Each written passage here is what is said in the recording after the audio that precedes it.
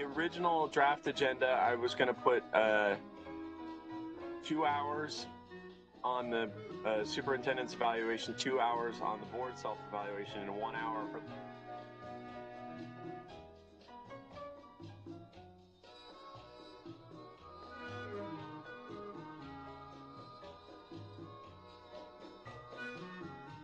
discussion, sort of to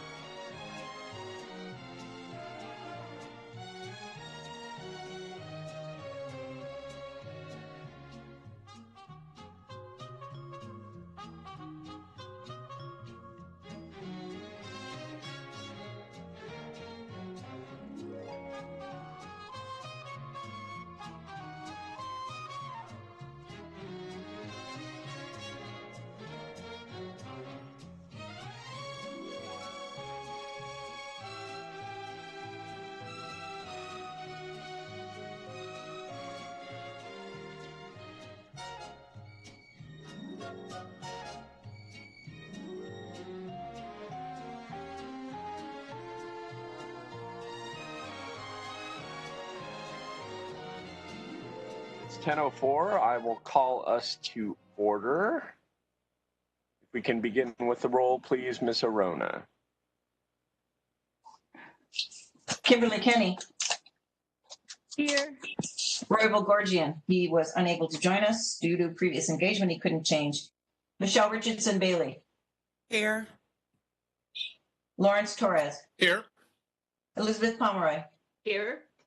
Scott Phelps, soon to join us. Patrick Ahalan. I'm here. Thank you. All righty. We should begin with the pledge. I didn't have the pledge on here, but Kim, would you lead us in the pledge, please? Sure. Stand, put your hand on your heart. I pledge allegiance to the flag of the United States of America and to the republic for which it stands, one nation, under God, indivisible, with with liberty liberty and justice for all. Thank you very much. Back to the agenda, one moment.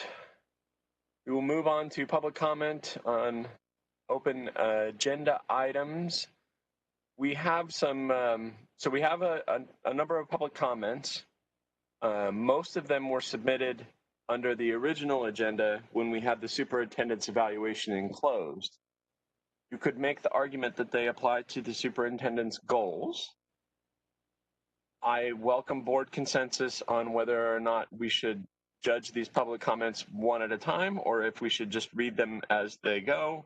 I'm certain if we do not accept them now, we will hear them during the October regular meeting. My inclination would be to go through them now, but I will go with whatever the board decides.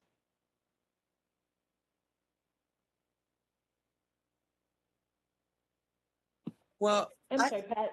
go ahead. Have we seen? Elizabeth, you can go first. Yes, are they related to the topics of our discussion this morning? Depending on how you read them, they're clearly more focused on the superintendent's evaluation, but you could make the argument they apply to the goals as well. It would depend on how you read the comments. We could also, I'm going to have Ms. Bailey read the comments because she will be the incoming board clerk. And this kind of gives her an opportunity to assume board clerk duties and see what it's like because Scott is not with us to read public comment. We can also just defer to Ms. Bailey and let her make the judgment call on whether any one of these individual public comments qualifies under the goals item or not.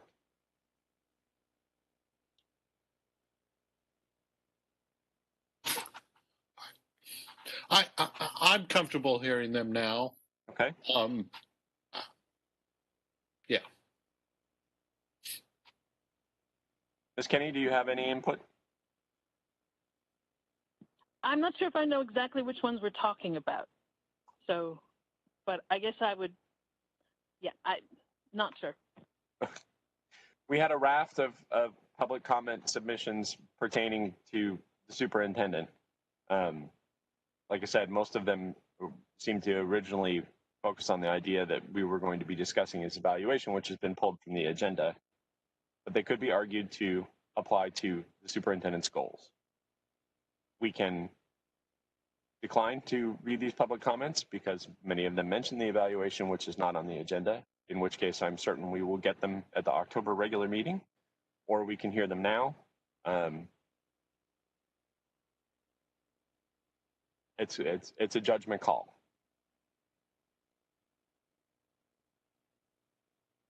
I guess it may be a Brown Act question. Because the public comment on the agenda is saying that it's for closed session agenda items, and since we are not going to do the superintendent's evaluation, does it still make those comments valid? Well, right now we're on public comment on the open items. We just skipped public comment on the closed items because that's off the table. We've tabled that. Okay, but it's still the same. We're not actually performing his evaluation. Correct. So just a question. I mean, can the board overrule that and decide to hear it anyway, or do we have In the past, when we've gotten public comment that's been questionably about an item or off item, the board has generally gone with a consensus model, where we'll agree to hear the comment or not. And typically, we say yes. But Elizabeth has a comment. Go ahead, Elizabeth. Yes, wouldn't it be more helpful to our future deliberation on this topic if we heard the public comment at the time that we are actually discussing the topic? Unless you want to repeat those public comments again when we do discuss it, but otherwise, if public comment is supposed to help and inform our discussions, then wouldn't it be more helpful to hear them at the time we are discussing that topic? You can certainly make that argument.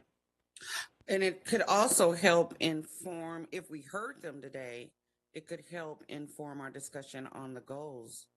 That is also a perfectly legitimate argument. Okay, Pat, this is Yes. Kim, sorry. Go ahead. So I have a whole bunch of public comments in my inbox that pertain to Thursday's meeting. I see one comment that says this is not public comment, an email from earlier in the week. Did I just not get copied on these? Let me check. Hold on 1 second. And maybe that's why I can't really answer this, because I don't have them.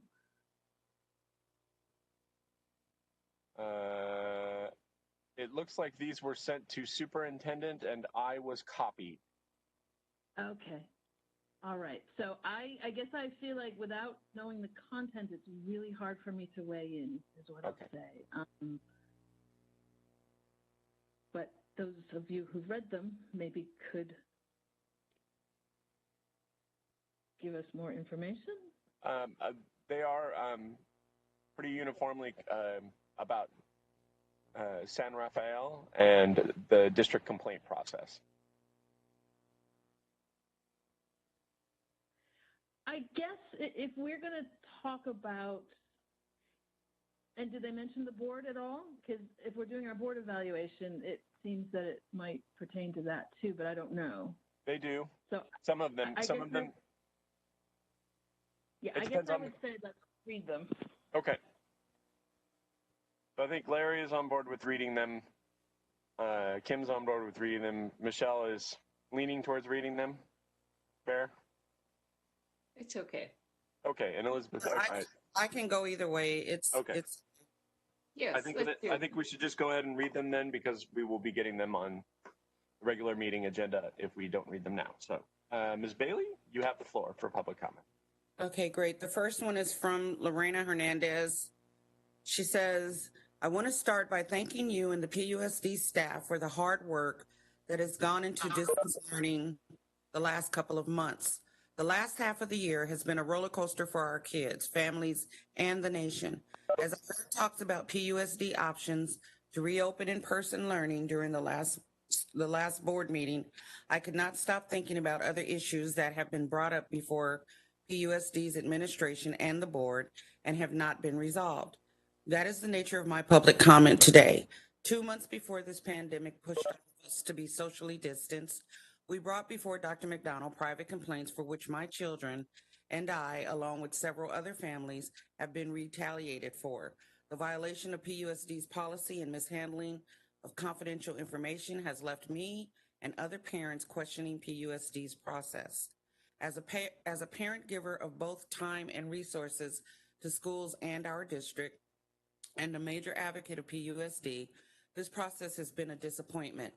Filing a complaint requires a huge leap of faith in this democratic process, and so far, it has shown to be skewed against parents. How many times have complaints been dismissed this way? I wish this wasn't the comment I was providing today. While there is praise and actions that were made for other district functions, violations of policy and retaliation, among other things, have occurred. All of these can coexist in one universe. It is not one or the other, and it is definitely not one and hide the other. Hence, here lies the issue brought before you. When we question victims of assault and fail to maintain the policy set forth by the district, the contract between the district and the families of the students of the district is violated, and corrective actions need to be taken to remedy such violations. We seek your oversight to ensure these actions are corrected. Please help us reinstate our trust in this process and PUSD. We ask you to see this through. Please consider some goals that support a more transparent process of communication with parents and a clear procedural path of complaints. A fair evaluation of submitted complaints and their resolution is needed. In a time where partnership is vital for the success of our children, trust is essential. Please help us rebuild this trust. The next is Marissa Alexander. I, along with several other parents at San Rafael Elementary, filed a complaint against our principal. Those complaints were mishandled by Dr. McDonald, which resulted in the parents being exposed to bullying and retaliation from our site leader and the parent community.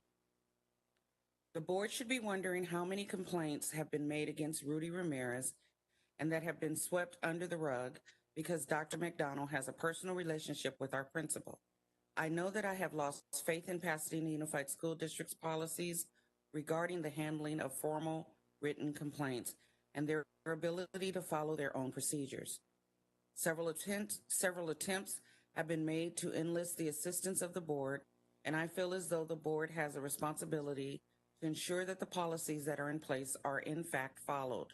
These policies, in part, are there to protect those who are making a complaint, and that is where PUSD failed.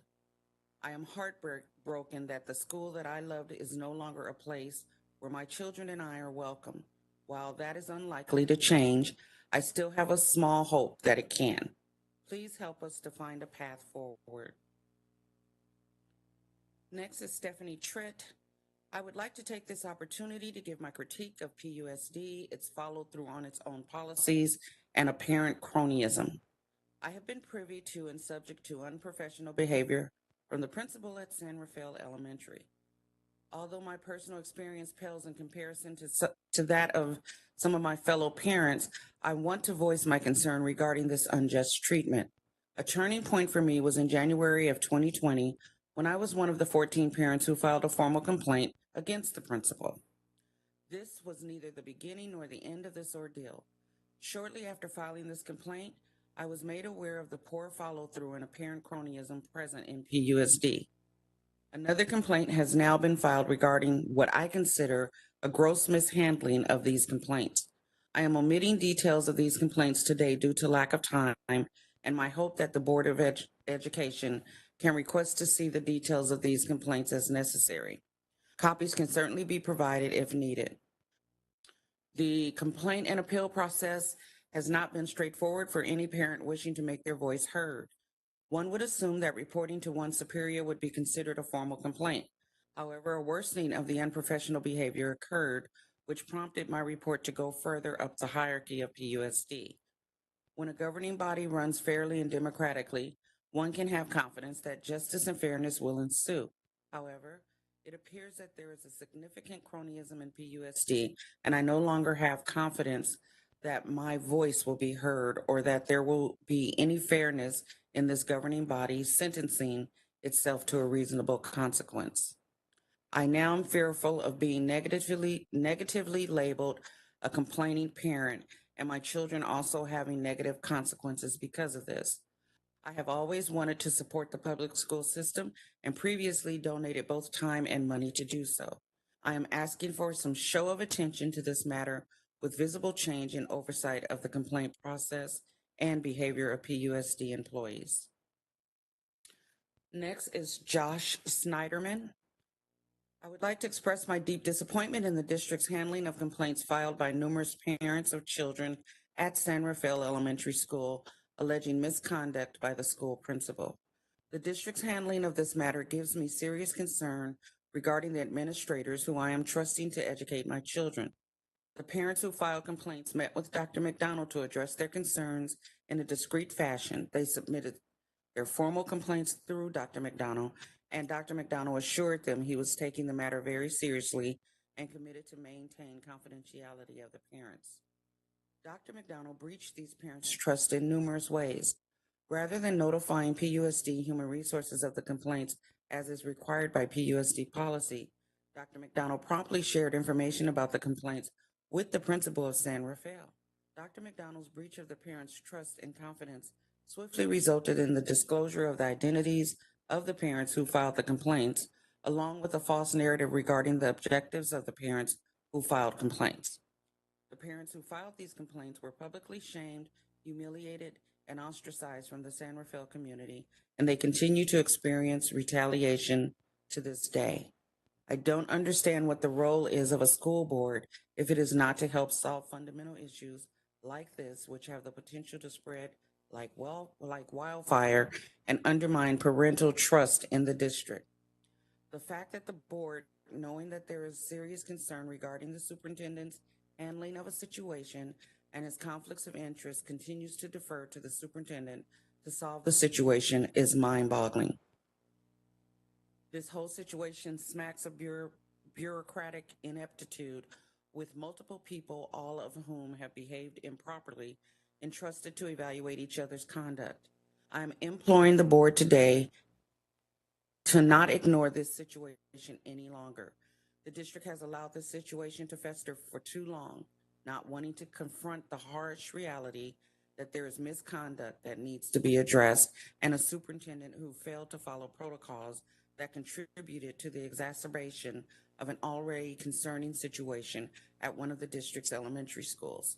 I urge the board to demonstrate some leadership and to meet with the parents involved in this situation to help reach a fair and amicable resolution and to put an end to the retaliation these parents continue to experience. Next is Ingrid Sanchez. I have been a parent volunteer at San Rafael Elementary School since 2012. During the last 8 years, I have held numerous volunteer positions with the Parent Teacher Association and the school's annual fund. Some of these positions include PTA Treasurer, PTA Parliamentarian, Annual Fund Chair, among others. I have been a big supporter of PUSD and always raved about our school district. Unfortunately, my positive views and support on the district have changed and my outlook towards the district has been greatly diminished. I am part of the individuals who have filed a complaint against the school principal, Rudy Ramirez. I have filed a complaint based on the fact that during these 8 years, I have had a respectful relationship with Mr. Ramirez until recently when I witnessed Mr. Ramirez act unreasonable and unprofessional, including bullying, harassment, and retaliation of other parent volunteers. These incidents were all documented in a detailed report that anyone in the district could have easily read and sought a resolution to put an end to his behavior. Unfortunately, this was not done, and our complaints turned against us because the only facts that have been heard are the blatant lies that have been provided by Mr. Ramirez. Our trust in this district has been lost, and my family is currently weighing our options for our children's education. I hope that during this time of goal setting, the district evaluates how complaints are handled and whether they are handled in a manner that provides resolution for those filing complaints, or perhaps considers hiring mediaries to resolve issues rather than spending money on investigators. Julie Snyderman. When my husband and I moved to Pasadena, we knew PUSD did not have a great reputation. However, coming from public education, we wanted the same for our 3 kids and enrolled them at SRE. We were happy with our choice and the principal until 2 years ago, when an encounter with Mr. Ramirez, the SRE principal, left us at a loss. I quickly realized it was my association with a parent he disliked that was the impetus of his sudden disdain for me. On 2 separate occasions, I had encounters with Mr. Ramirez in which he insulted my career and that of members of my family. I tried to remedy this directly with Mr. Ramirez, but apparently he was unwilling to engage in a professional manner. As a result, I sought help from district officials with supervisory authority over Mr. Ramirez. At every step of the way, I was met with roadblocks.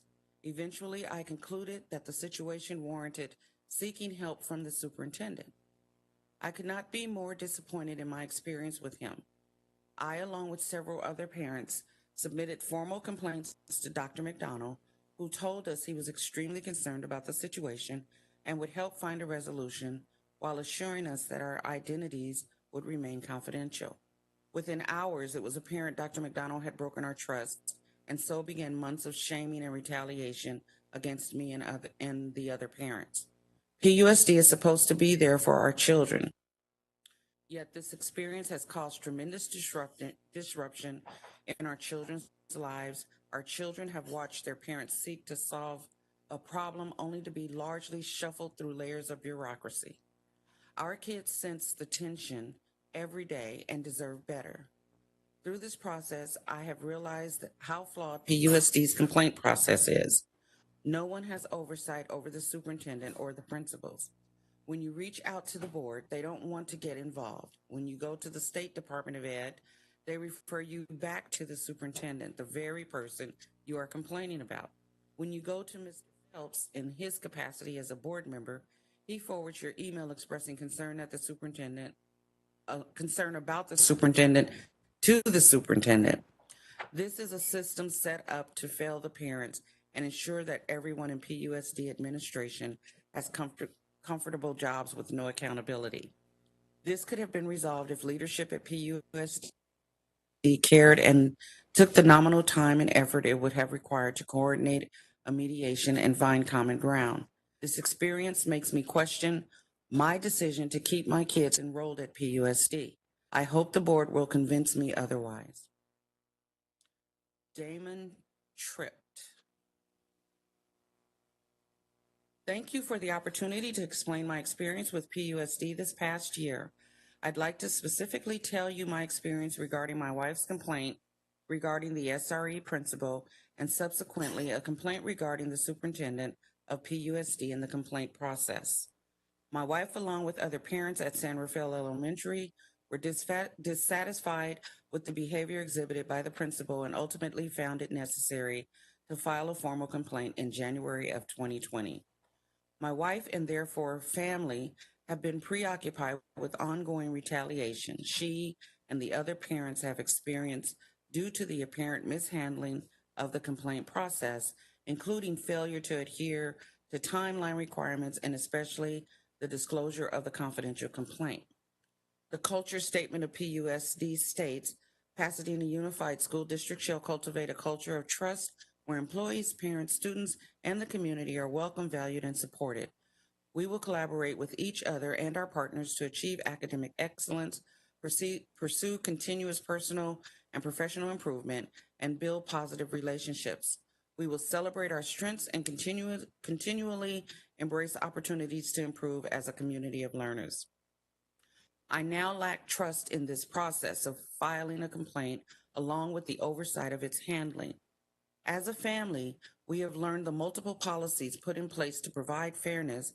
However, when the complaint is regarding the process as well as the superintendent themselves, the oversight fails. If there are no safeguards to provide anonymous and confidential feedback regarding a principal or superintendent, how can senior school officials ever be held accountable for their misconduct? My wife has spent many hours to find fairness for herself and her parental peers, which has taken her away from her children and family. The ultimate goal being merely a stop in unprofessional behavior and a restoration of dignity to those that complained.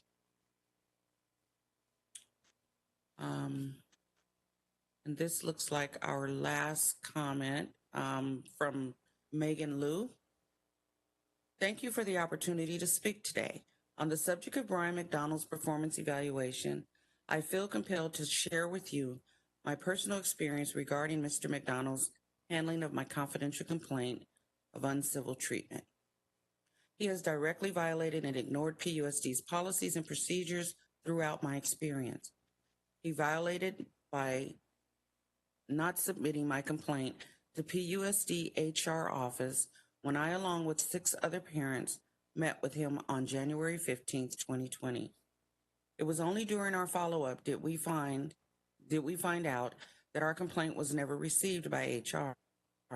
As if this was not enough, I later found out that my confidential complaint filing was made known within the community, and I was a target of retaliation from parents and PUSD employees. The retaliation is well documented via letters signed by parents and teachers, which Mr. McDonald has.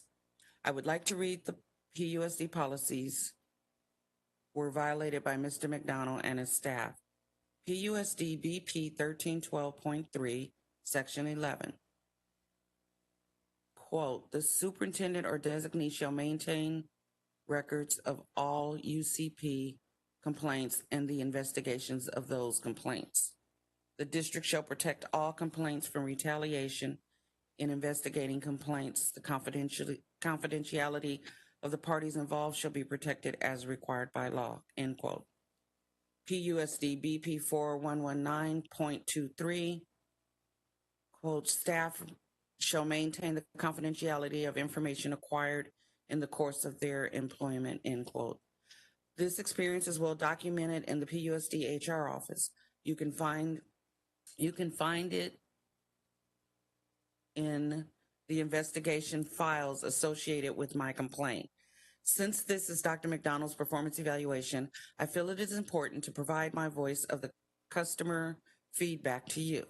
I am not confident that Mr. McDonald is the best choice for PUSD. His failure to handle a simple parent complaint leads me to wonder what else he is failing at. I do recall waiting to get on a 300-seat town hall Zoom call for 5,000 PUSD student body that he hosted. PUSD has unprecedented challenges ahead. We need someone with integrity and leadership as our superintendent. I am confident you will pick up the best leader for PUSD. And that's the end of the public comment that I have. Thank you, Michelle. All right, moving on. One moment. Pat, I just want to. Yeah, go ahead, Kim. That so when I went to the live.boardmeetings.info, it doesn't have this board meeting. If you go to our regular board meeting page, that's where it is. Okay. So what our agenda says is not where you can find the meeting itself, but I'm assuming people will be able to. I'm hoping that the video afterwards is posted there, since that's where we've told people to look. Yes, that's where it should wind up. All right, moving on to the 2020-2021 goals preliminary conversation. So I wanted to provide some context for this for the public, because this is not, typically the board retreats are not well attended, and so this may be the first time that you've seen this part of the sausage being made, so to speak. The board routinely sets goals for the district on a yearly basis. We are in the process of sort of determining that our previous methodology does not line up well with the current election cycle and how the board is going to be changing. So normally we would have had this meeting to discuss goals for the superintendent in August. Because of the pandemic, we did not do that. And now we are in the middle of October, and we are, as many of you know, very close to the upcoming election, at which point two of our board members, one of them is with us today, Larry, but the other one couldn't make it. Two of our board members will no longer be with us, and it might be three. I may not be with us either in December. So it would be, I think, presumptuous for the board to unilaterally declare goals for the superintendent when a significant change in the board may be occurring in about 45 days.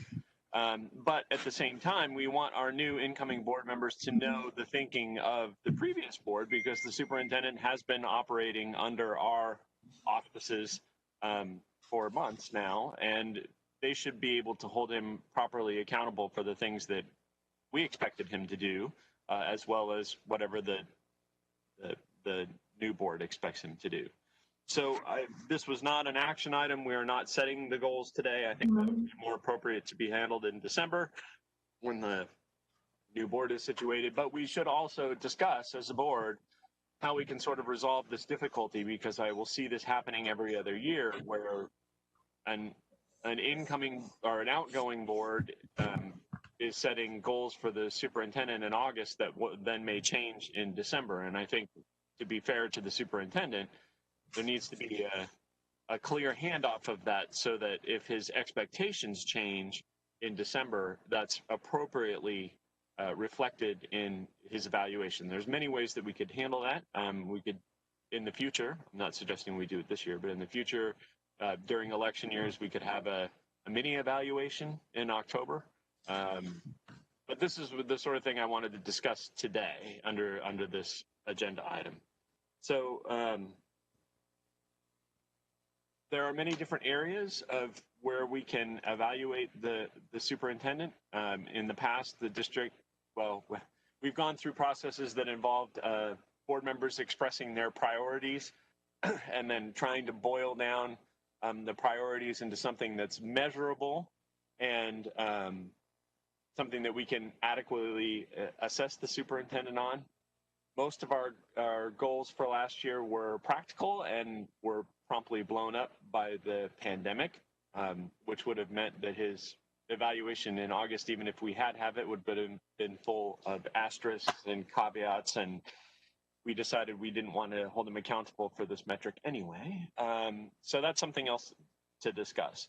So I think from my perspective, with board indulgence, I broke down areas in which we could set goals for the superintendent into 5 categories: academics, budget, district management, greater PUSD community leadership, and internal PUSD leadership. But I welcome thoughts and input as to whether those are appropriate areas, and if so, where we would want to go from here. So I think I will open with sort of initial board commentary. I'll just call on everyone in. Go ahead, Kim. I want you to repeat your 5. Oh, okay. My 5 were academics, the budget, district management, and by that I meant operational management, greater PUSD community leadership, so that's leadership outside the direct sphere of PUSD parents, students, etc., and then internal PUSD community leadership, so that would be parents and students and that sort of thing. So those were my 5. I welcome any board members' comments on one of those, the appropriate 5, or we should have a different 5, or if they want to add a 6th or a 7th. And I apologize to everyone that I did not get this packaged and out in a way that you could consume before the meeting, but it was a little hard pressed to get the board self-evaluation done before the meeting started too. So who would like to go first? Mr. Phelps, you're unmuted. Would you like to go ahead? Thank you. I guess, yeah, those are reasonable areas. I agree with your approach that setting, specific, if I heard you right, setting specific goals right now is a little presumptuous. Areas is a good idea. I guess for me, I don't know, I've been thinking about it differently. My goal would be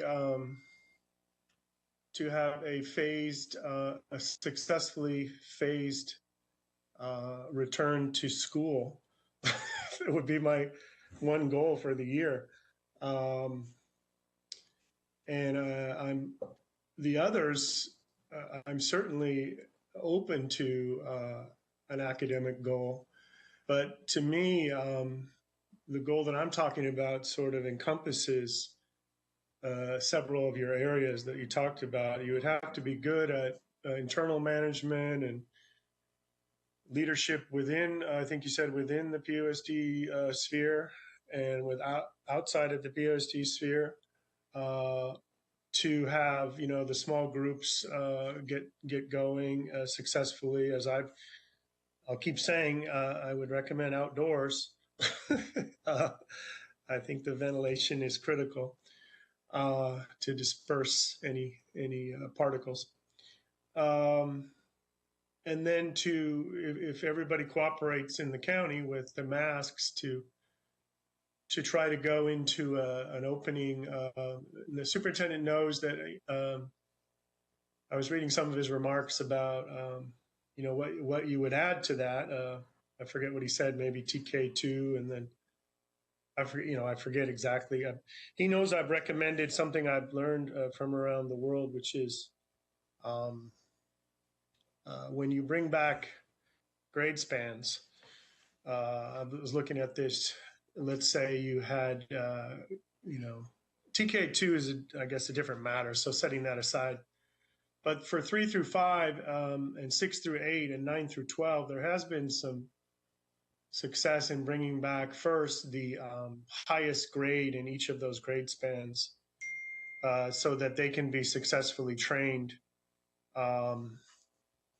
and become the models as the oldest kids on campus become the mentors and the models for the youngest kids. And initially, Brian said he sounds intriguing, I think, or I forget what he said. Maybe he liked that idea. I don't know how doable it is, but that would encompass to me, going towards June or May, I guess, in our schedule, a phased reopening safely, everything's safe. I would want all the things that the teachers want to be safe, right? That they've asked the legislature and the governor for.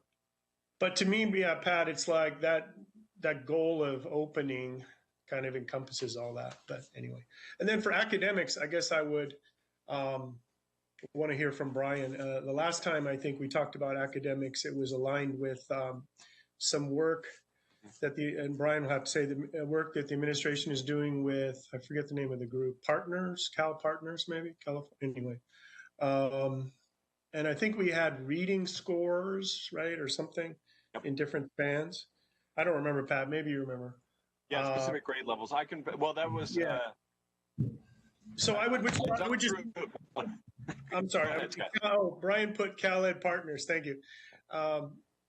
I think, yeah, with academics, we should hear from him, and we should also hear from him whether he, what I've laid out is doable. But of course, all the other board members have their own opinion, so I'll be quiet at that point. Okay.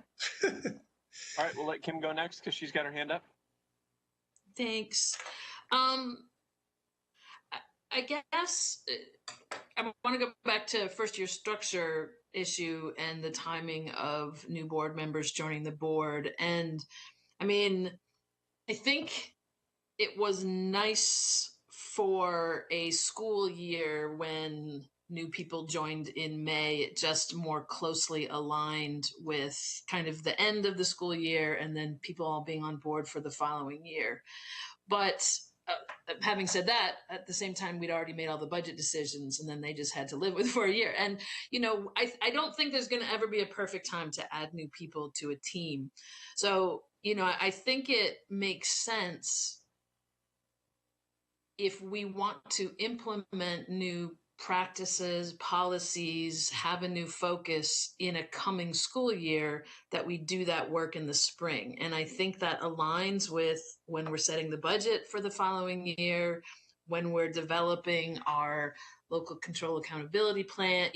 We're already in a planning mode in the spring for the following year. So to me, having the evaluation and setting goals at that time seems to fit with the overall structure. So I think, and this year was crazy. So we know we didn't do that at the proper time. So, but in general, moving forward, I think we can probably continue that way from my perspective. On the 5 areas you listed, so I haven't had time to think about whether they encompass everything, but just looking at them, I feel pretty good about them. And I think people might say, well, 5 is an awful lot, but I think by having 5 areas to think about whether to develop a goal in each year for the superintendent / district, because I do think, we certainly would want them to align with our overall district goals. you know, the choice can be made then, oh, you know, this area is chugging along fine. We don't need a goal in this area. And, you know, maybe it allows us to be a little more discreet and concrete, if you will. You know, it doesn't have to be a huge, you know, we're not looking for huge changes. You know, these will be goals that really are embedded in, oh, we're just trying to make this aspect of the district work better next year, or we just want to see some improvement in this area. I mean, this area has to be addressed anyway, but, you know, here's where we want to see improvement. And so I think I really like having an area structure, because I think when we just sit down and try and think of the three most important things, it's really difficult. And I don't know if we all ever have the most robust consensus, if you will, around the ones chosen. So I do like your 5. Considering where we are in time, given that, you know, we kind of had an abrupt change of gears in the middle of 1920, you know, part of me says, well, if we set some goals for 1920 and they weren't achieved, you know, perhaps it makes sense to continue them on in some form. I'm sensitive to that. This is not a year like any other year, but you know, I think what I struggle with the most of this pandemic is, like, do we throw away all the things that are important? Academic, you know, increasing academic achievement, increasing educational equity, you know, and say, well, now we're just thinking about how to survive. And it's really hard to put everything else we've been working on totally aside for a year. So I think they could be adapted to our pandemic lifestyle, but I guess would hate to throw them out altogether. You know, while recognizing, I mean, we have to get through this year. And I think really for me, it would probably be helpful if we said our goal this year is, let me put it this way. LACO said, here's our template for how to approach reopening schools and getting through the 2021 school year. And the first thing they said is, put down in paper so that everyone understands, what's your vision for the year? And I just feel like we really want to communicate, this can't be business as usual. So what is it then? What is the business this year? It's making sure people are safe, making sure that we mitigate and lessen learning loss. Yeah. It may not be do everything we've always done.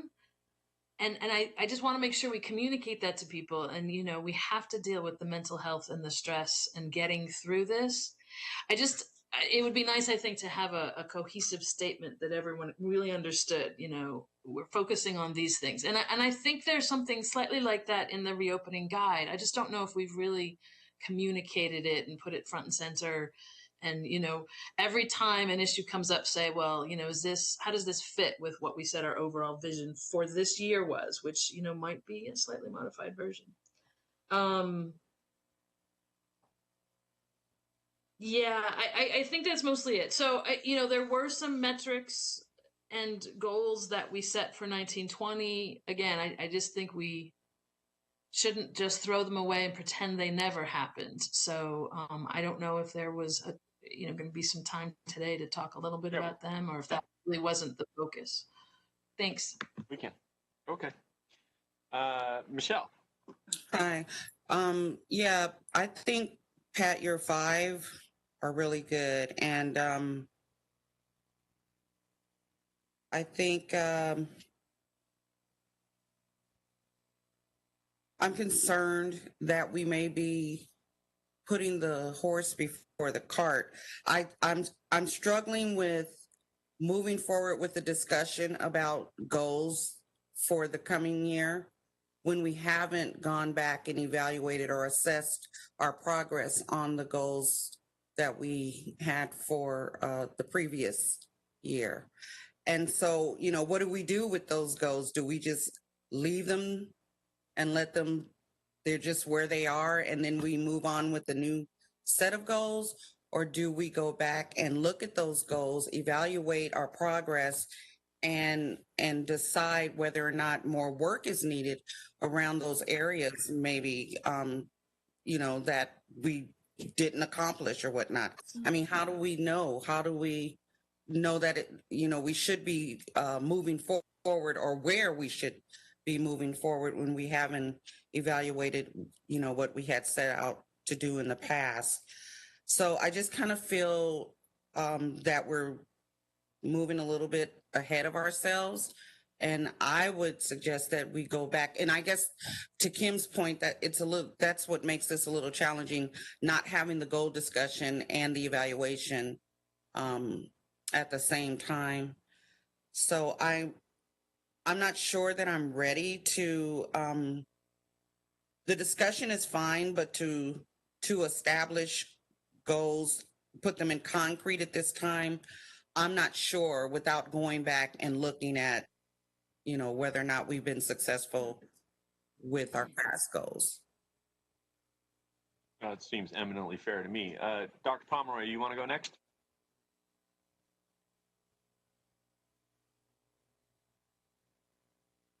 You're still muted. Elizabeth, you're still muted. Now, can you hear me? There you Okay, go. very good. So, the superintendent's goals are also our goals that we work toward, and so that's an agreement that we have, an understanding that we have with him. I agree with Kim that to keep the goal setting in the spring is best, because it is at the beginning of the academic year, looking ahead toward the new academic year. I think we will have new board members, which is great. And I don't think that it's a problem if they come into an existing set of goals, because they will participate in the next session of goal setting. So I do think I concur with Kim about keeping the timetable with goal setting in the spring. Also, I like Michelle's point that it would be good to evaluate, to look at the past set of goals. I don't know if we have them before us, or if that is a document, some message here. If that is a document that we can look at, we should look at it before we proceed much further with setting a new set of goals. So I concur with that point as well. Those are my thoughts. Okay. Oh, good. Okay. Thank you, Brian. And now we'll move on to Larry. Initial comments? So, interesting discussion. And I think, Michelle's point is well-founded about, we need to solidify the goals from last year. I mean, otherwise, it feels like we aren't,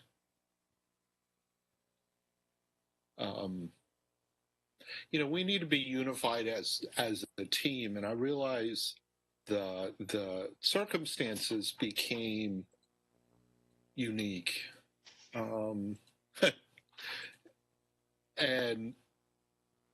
But I think, regardless, I think goal setting is important because, honestly, although, there will be some changeover in the board, the goals won't necessarily be all that different. I mean, they have not been all that different since I've gotten on the board. They're similar. Some of them are more targeted than others. But I think the board has been reasonably united in wanting similar things with our goal setting and our superintendent's evaluation. So I think one of the things, Pat, I would add, it's implicit through the 5 that you've said, but the one really that's missing for me is a socio-emotional component. I don't think we can. I think we need to call that out specifically, because for multiple reasons. I mean, people are in different places, but the anxiety and the emotional toll on our families and employees, it's incalculable. And I think, while learning loss is really important, I, honestly, if I was going to put the number one thing, it's the normalcy of school and the ability to create safe spaces again for students and families. And I think, I really think, and I'm not quite sure, you can almost measure this as an attendance thing, because if people are showing up, at least that's some understanding of people are, recognizing this as a usual activity. But I think really that should be our number one goal, metric, whatever, is just a sense of normalcy for the people in our district. So those are my thoughts. All right. Well, I'll sort of try and make an attempt at synergy here. And I think Scott's point is valid. The analogy that and you guys have heard me beat this one to death in various board meetings, but there's a difference between forestry management and firefighting, right? And we as a board, typically this conversation is much more forestry management than it is firefighting, but we are in the midst of a very large forest fire. And it would be, I think, Scott's point is very valid, and it would be somewhat weird to set forestry management goals for the superintendent. And that said, I think Kim's point's also valid. Like, that's still our job, and so we don't want to lose sight of that, even under the current set of exigent circumstances, because that can lead us to the place where we survive the year, but we don't have we don't get back to strategy in a very thoughtful way. We just go from, we're not talking about strategy, we're just doing tactics for this year, and then at the end of the year we go back from tactics to strategy, and there's just no continuity in that switchover. So one of the things also that struck me, Larry sort of alluded to this, Kim called it out explicitly, Michelle mentioned concerns about it, is that we have not sort of put a stake in the ground for the general community and said the goal of school this year is to make it back to in-person learning with our kids' sanity intact, and the district's plan for how to get them back onto their normal track of learning intact. I think, judging from my feedback I've gotten from parents, it's a mix of a small percentage of people, I think mostly operating under a large amount of motivated reasoning, want this to be just like a normal school year. Like, they want their kids to, particularly people who have high school juniors, of which I have one, and so I have a great number of peers who are in this window, who are struggling simultaneously with the idea that their junior may not be a quote unquote normal senior next year, while also accepting the fact that that's probably also true of the vast majority of high school juniors in the country. And so, part of this is the struggle, and I go through it at least 17 times a week, of trying to determine, what's the best thing for these kids? Are we getting them through this year? Are we getting them through this year on the track that they're currently on? Are we trying to take more allowance for their emotional health and well-being. How are we communicating with them that this is, it's okay for them to particularly feel at the moment that school is pointless, which is a normal thing for high school juniors to be going through anyway, but it's kind of on steroids this year. So I think, the tricky part that I will suggest that the new board should continue is is attempting to do both at once. So we want the superintendent, I think, to focus on getting us back to normal and a plan for getting us back to normal. But we also need, from a strategic standpoint, in my mind, I think the board should start considering, and how do we do recovery, right? So let's start talking about cleanup. So we know, I think everyone accepts, and certainly all of us on the board accept, that there's going to be some level of learning loss this year. I think we're all well enough in tuned with, the broader educational literature to know that that's inevitable. Whatever expectation is out there in the general public, that's something that's going to happen. So that could be a way for us, as a board, to sort of bridge the gap between strategy and tactics, and between sort of the normal, here's the 5 overarching areas of the district we want the superintendent, and the immediacy of getting school back to normal viewpoint that Scott expressed quite well, I think, saying, okay, so what does it mean? What do we think it means as a district for us to successfully complete this year?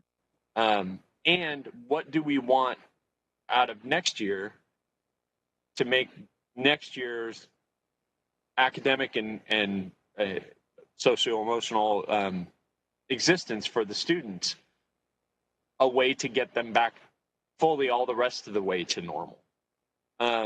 So that's something we can consider as well, is do we want to take sort of a two-phased approach to this, where we generally still kind of focus on the 10,000 or 15,000 foot level, but we want the superintendent to tell us how to get back there, I guess would be the what I would say. So, again, this was originally just supposed to be a preliminary conversation, because we are in this very weird space where Brian's currently operating without goals for this year, which is probably not good. But we haven't had a chance to revisit the goals, although I thank you, Superintendent, for putting those in the chat for those that don't remember them. Can we? Sorry. Yeah, go ahead. Well, I'll go Scott first, and then Kim. Okay. Can we, since Brian has sent these, indicates that to me, well, I want him to, I hope is he still there somewhere? Can't tell. Yes, he's still, Brian, are you there? Oh, he's there? Okay. He's wandering aimlessly without goals. All right. So, Brian just sent these, so that indicates to me that he's sort of willing to address what Michelle said, which is to basically evaluate these and see what happened, even with the COVID, right? Is that true, Brian? Mr. Superintendent, Dr. McDonald? Oh, I'm sorry. Yeah, I'm trying to unmute there. So would you be, I don't know if I was clear, but would you be willing to somehow, for not right now, but there's these 3 broad goals, right, that you sent, that we had for you last time. Uh-huh. Would we be able to, for our purposes and the new board, have some sense of where those are at? I can just walk you through it really quickly. The first goal regarding, I guess you can do it now. Yeah, I'll be very brief. Okay. The first goal regarding 3rd grade students. Yeah. Obviously, we didn't have a state assessment this past year. Okay. And it seems unlikely that we'll have one again this year. So we'd have to find another way of measuring progress to goal in this case. Okay. You know, and there's some debate around whether the you know the reading inventory results would be the best way to measure progress. Of course, there's also the iReady system that we have that we could possibly use. So this is something that we'd have to discuss. You know, it just begs the question as to, you know, the fairness of meeting a goal when we're trying to respond to this pandemic. And I think we can all agree that the students are learning in less than ideal conditions, you know, so. So if it's not, yeah, I mean, I didn't mean to say, you know, you sending them to remind us, it just seemed like input. I don't think anyone would disagree with you about fairness of measuring, right? Right. And so, go ahead. And then, of course, the second goal is improving the fiscal stability of the district. You know, I think that one is, you know, we can get a fairly decent analysis as on whether or not there's progress towards meeting that goal. On those, you're saying on those 4 bullets? Right. Okay. So on those, yeah, I would appreciate, and maybe the new board would appreciate, you know, going on what Michelle said, if it's possible to have you respond to those 4 bullets, you know, I don't know whether it is under that. Yeah, we can talk. Yeah, we can talk about maybe progress towards those goals. I mean, no, I don't mean that they were achieved. That's what I mean. Progress. Right. Yeah. Absolutely. I think everybody understands, as many board members just commented about the interruption, right, which hasn't happened in like 100 years. So, right. Yeah. This kind of interruption. So. And then, of course, you know, the final goal, which is around organizational clarity. You know, we're still continuing to work on that, so that will be a measurable goal. So I guess what I could do is to maybe provide a document that would lay out, you know, what we're planning to do, what we've already done, and try to find a way to discuss the measurement of these goals. Okay, I mean, I think anything from you is useful. Okay. On these, but that's my opinion, and I was listening to Michelle. I don't know if she agrees, but maybe.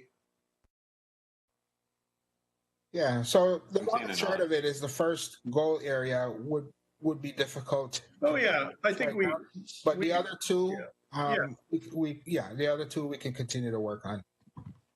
Yeah, I would agree that just highlighting some progress that has been made, and then I would just suggest for the board that as we begin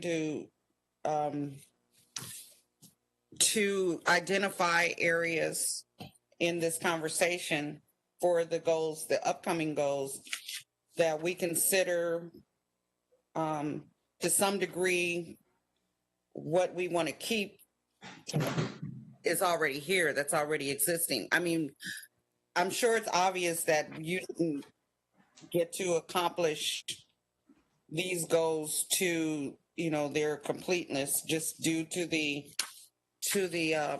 interruption that we had.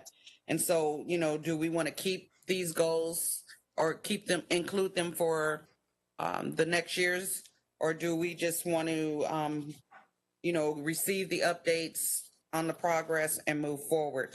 That's just, I mean, that's a sticking point for me, because it's hard for me to conceive moving forward or leaving a goal behind that's not complete and then focusing on new goals. That's the tough part for me. But I don't know how the rest of the board feels. If there has been some progress, do you want to just leave these behind and move on to something new, or do we want to bring these forward and include them in our new goals? So that's Well, yeah, I think at the time we came up with these goals, the agreement was they weren't one and done goals, just goals for 1 year, but that they would cut across multiple years. So yeah, we were definitely trying to get away from um, Larry. Actually, I thought did a pretty good job of this conversation last time around of talking about continuous improvement, and so trying to establish goals that we could measure longitudinally, because we all know that just the way the cohorts work in this district over the course of just a couple of years, you can get a very misleading picture of what students are doing if you're not looking at a very holistic view of stuff over time, because we can just see a cohort can change in the middle of a year, and it can skew your idea of whether or not we made progress on ELs or whether or not we made progress on this or that. So you really do need multi-year goals to determine whether the academics of the district are getting better or worse. By the way, thank you, Larry, for that focus last year.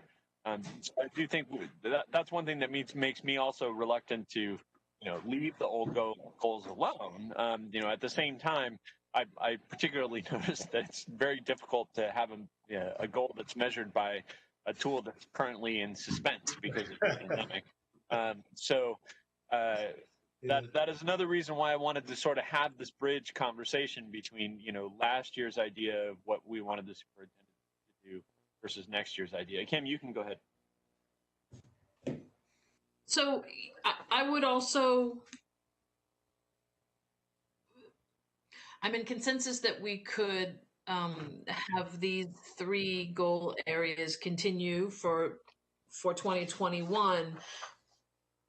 I want to go back though to when you were talking about what is our vision, what do we want to see for this year. I guess I'm still looking for us to have a more substantial conversation about that, where we talk about, I do think we need to modify or at least review our graduation requirements again so that everyone knows what they're on the hook for. I think what we did last year in terms of the community service, I can't remember how we did it in terms of action, and I'm not sure it was a board action. And at some point, I think we want to be kind of formal about how we are setting the expectations for this year for students and families so they know what they are. I have been thinking about, while watching some of the debates and thinking about the election, thinking about where we're going to be and when we're going to get there in terms of the pandemic. And I'm very happy that we said we're not opening until at least January 11th, because I think that at least is more definitive about where we are now. But I really do think we have to think about what our vision is for the year. So let's say we do half in distance and half in, a modified in person, where not everyone will be in person. What is, as you said, what does success look like? And let's actually say, this is what success looks like. This is what we're all pulling for to get through this year. We're not pulling for old ways of accomplishment because it's just not necessarily going to be possible this year. I don't want to lower expectations, but I don't want people to every day feel that they're failing because they can't achieve what they could when we were in person. All right. But by the same token, we should also have some leeway in there in case we're distance learning all year long. And so the part that I was thinking about as I was kind of reflecting on the country and the state of vaccines and where we are with the pandemic and the fact that numbers are either stabilizing at a higher than we'd like them to be, or potentially going back up and may go up more. I feel like we haven't, as a country, and but reflecting on our little world, I don't know if we said the new normal is going to look like this, and it's not going to be what anyone really wants the new normal to be. So I just feel like we have to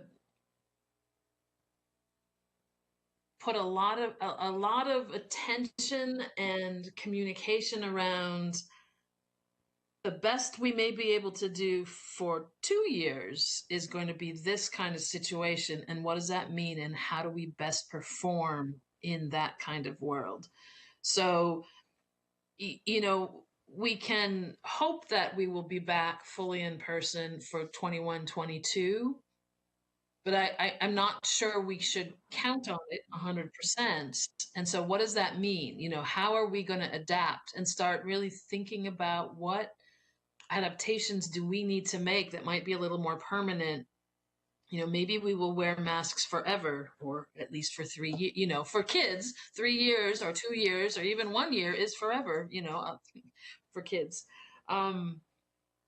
So I guess I'd like to see us have more substantial conversations as a board and, reflecting on what does this mean? How are we going to communicate it, and have staff help us, set the expectations at the right level that's accomplished, that can be accomplished by everyone. So anyway, so I guess I'm looking is that's some work we may need to do this fall, is at least having an inkling of what it might look like if we don't go back to normal for longer than we're all hoping it's going to take.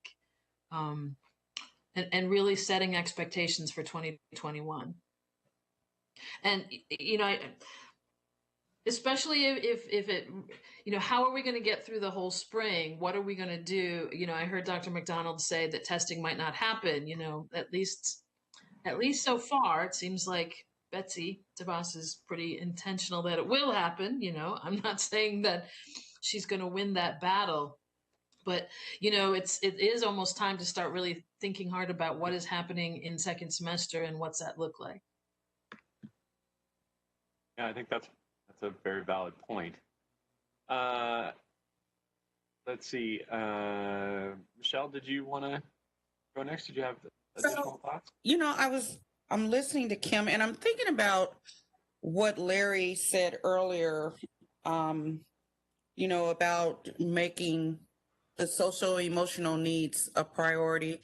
And I was thinking along the lines of, the resolution and how, that also would align with the socio-emotional wellness.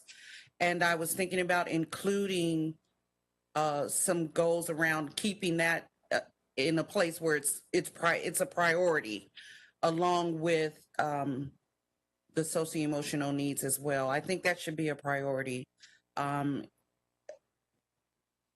I think it aligns with that. Those are the very students that, are struggling with their socio-emotional needs.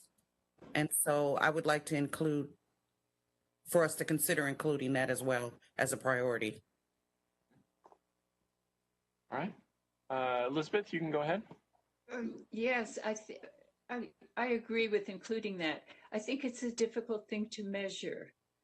And so, as we often do, I think we would have to turn to staff and ask them, what are the indicators? How can we measure? How can we be sure that we are making progress on this matter of stabilizing the emotional and the anxiety levels within our district and helping them? So I think we have to turn to staff to tell us how can we improve these conditions for our families, and then how can we measure?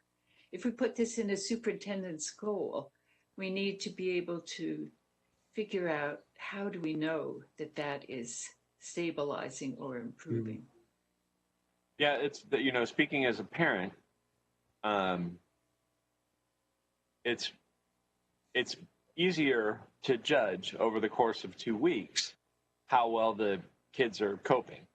But it's not at all easy to judge that on a day-to-day basis. So, you know, like someone might say, well, survey the kids and ask them how they're feeling. Well, kids can be feeling very down on one day in these circumstances and then be feeling fine for 10 days and then feel very down for 3 days.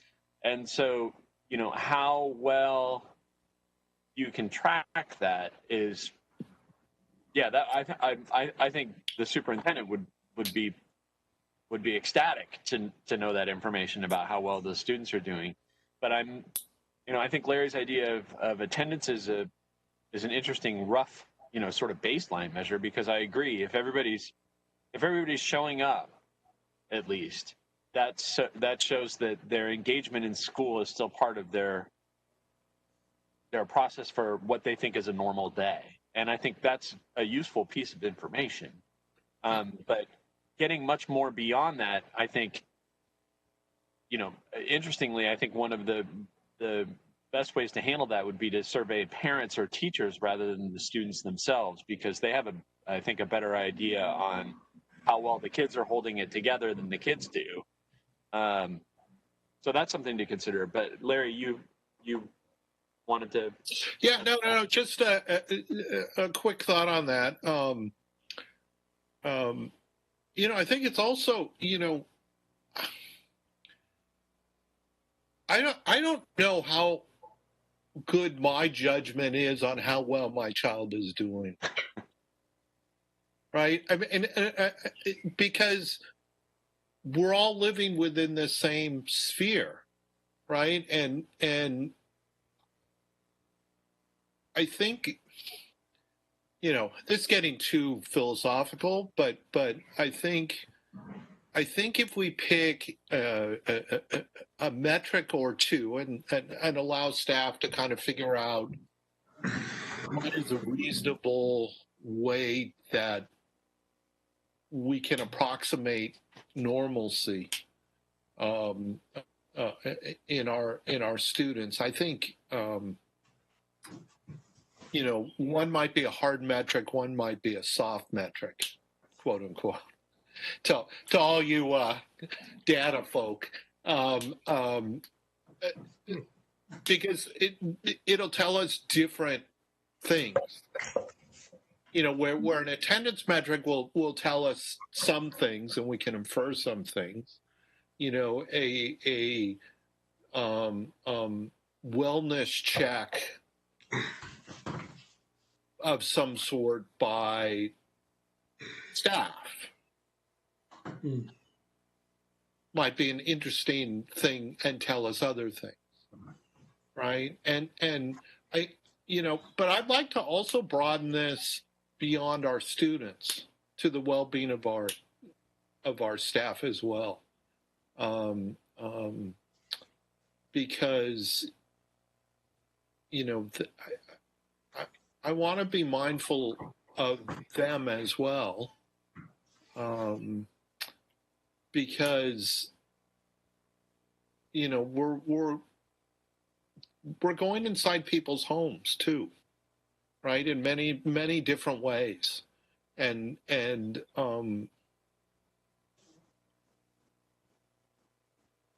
are things we're seeing, and I'm not saying, you know, but I think it gives us a new reality of how our students live day to day, that perhaps some folks, you know, it's an awakening for them or re-understanding,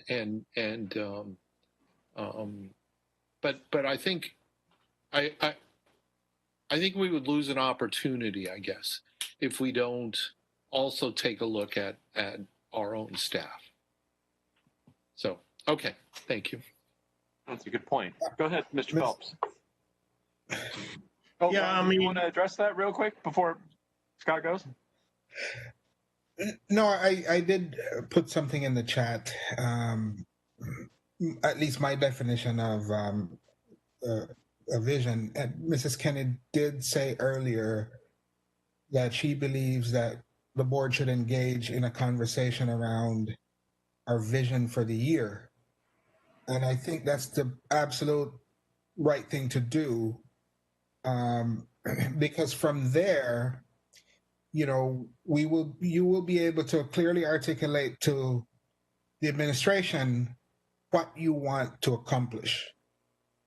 And so rather than just, you know, come up with this item or that item, which essentially are approaches or strategies, if you can articulate to the administration what you want to see happen in terms of a vision, what problems should we be addressing, and so on and so forth, then it's incumbent upon us from that point then to determine how to achieve what you're asking us to do.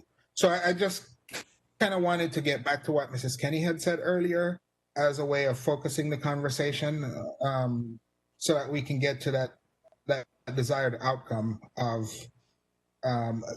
goals for the school year. Just my 2 cents. Yeah, no, I think that's a very valid point, and it's sort of changed my idea about what might be going on the October agenda. Go ahead, Mr. Phelps. Yeah, I think that Brian's on point here. If we said, I'm listening to everybody, you know, his concerns, which I've expressed before, for how the students are doing, which I don't think is very good in this environment. And Larry's talking about the staff as well. So I think Brian's on point with the vision. If we said a vision for this year was that PUSD, and because I'm saying this because I think people would agree that the social emotional well-being of students and staff would improve with more in-person interaction. I don't think anybody would have serious doubts about that, right? So certainly there's the fear of COVID. I understand that. So that should be part of what, you know, the implementation of this vision, right? So the vision could be, as I was saying, that during this year, PUSD returns gradually to more and more in-person learning, so that students and staff, you know, just have a better social emotional experience, as a broad stroke vision. And then, you know, as Brian mentioned in the goals, and, you know, like last time we had the 3 broad areas, we also had little bullets, right, under each one.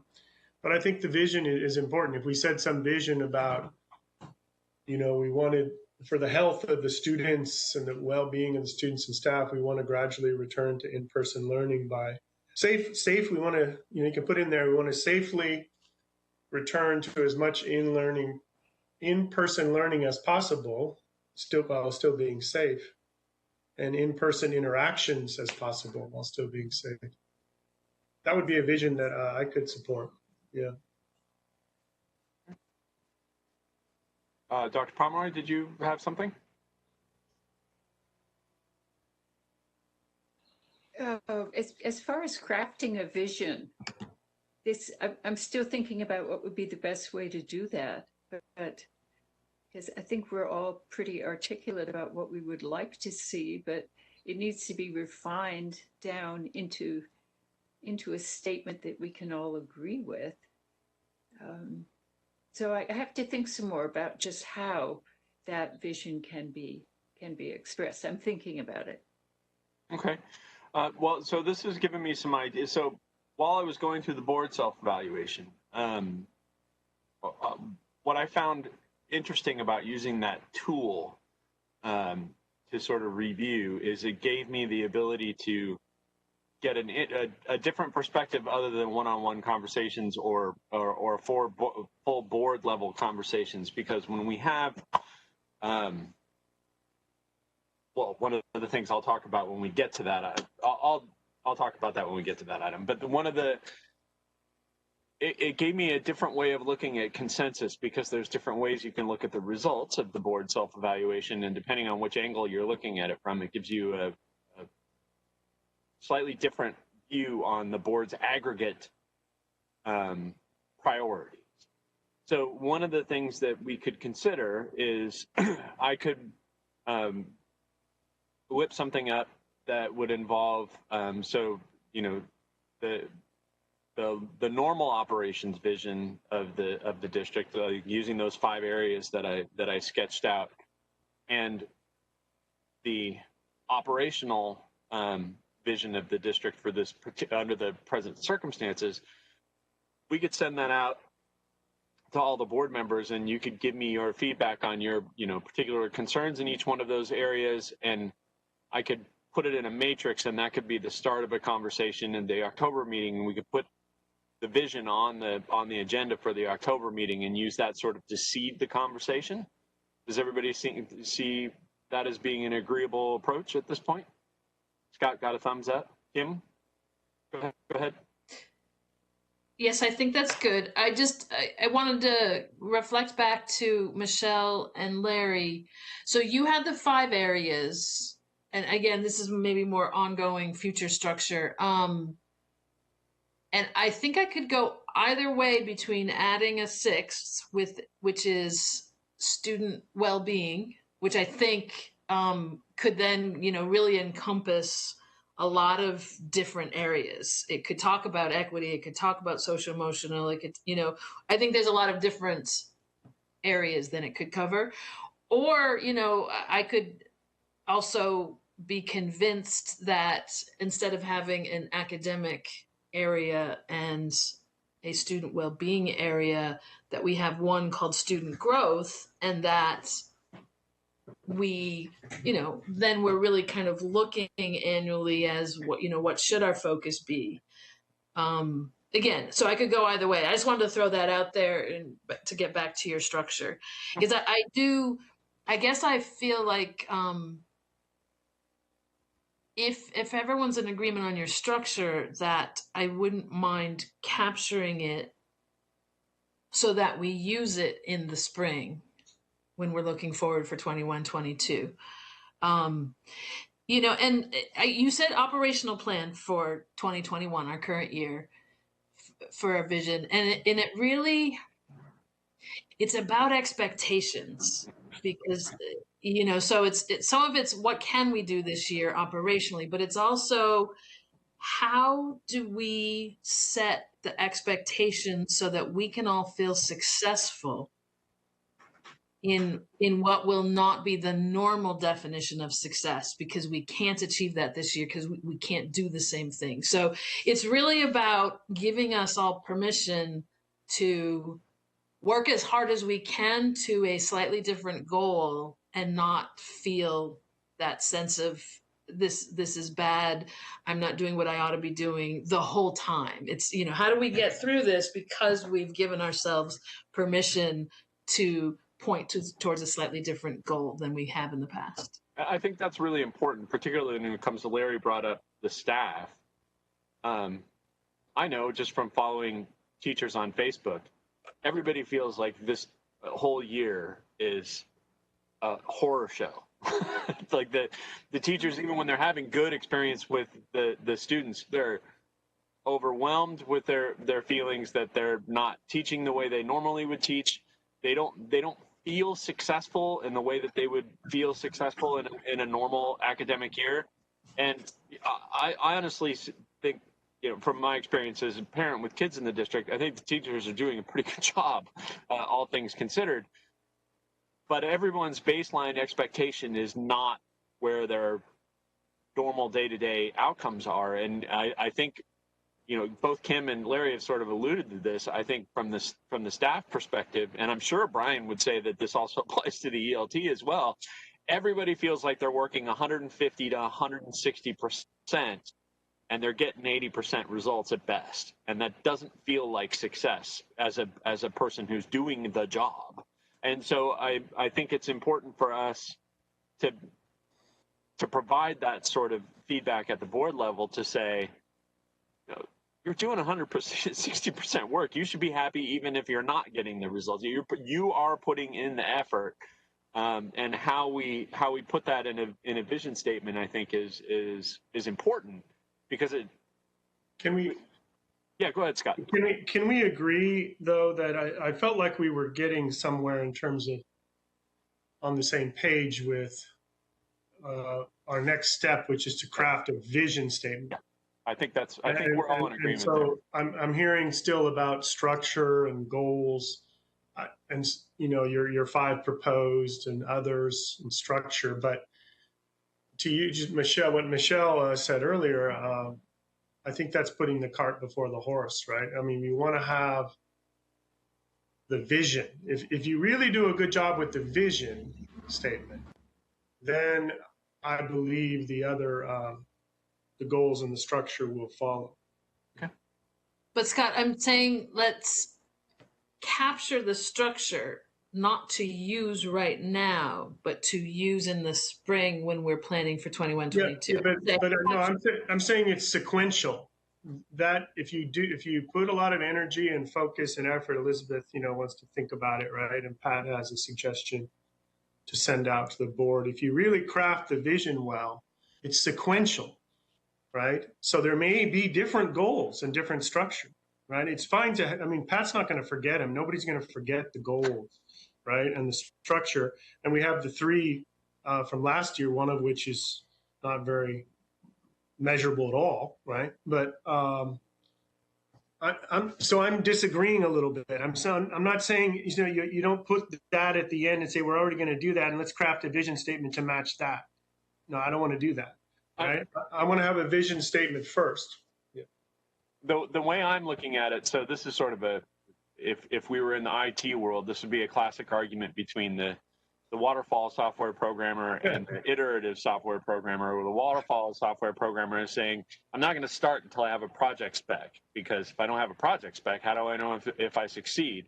And the iterative software developer is like, the client doesn't even know what they want yet, so I'm going to start designing stuff, and then I'm going to throw things away as they're like, no, that's not what I want, that's not what I want, and then we will. So there's 2 approaches that you can go here. One is deciding ahead of time what you want to do and then figuring out how to do it. And the other one is brainstorming how you could do things, and that in many cases leads you to a moment of clarity about what you can and cannot. So, my general approach would be to kind of do both. And I like Scott's idea of settling on the vision statement first, because I agree that once you get there, it makes that. I mean, first of all, we have to agree on what the customers are and what we're actually designing for them. But at the same time, it's a lot of IT speak. Yeah, a lot of IT speak. But if you have a framework of stuff to help organize your thoughts, I think that can also help you determine what your vision is going to be. So I think we will. Right. One sec, Kim. I think we will move ahead with having a vision conversation in October. Okay. I'm going to take the results of this conversation today and sort of operationalize it. Diane's taking notes. Okay. So I'm going to package all this stuff together and send it to the board along with my thoughts and considerations. But the next step will be the actual visioning statement. So now, in order, Larry was next, and then Kim, and then Elizabeth. Scott, you're still unmuted. Okay, so first, I like the approach. You know what else I would like to do on top of this is I'd like to call out our staff from the board lens and to thank them for the work they're doing. And I think it's a perfectly appropriate statement to commend our faculty and staff for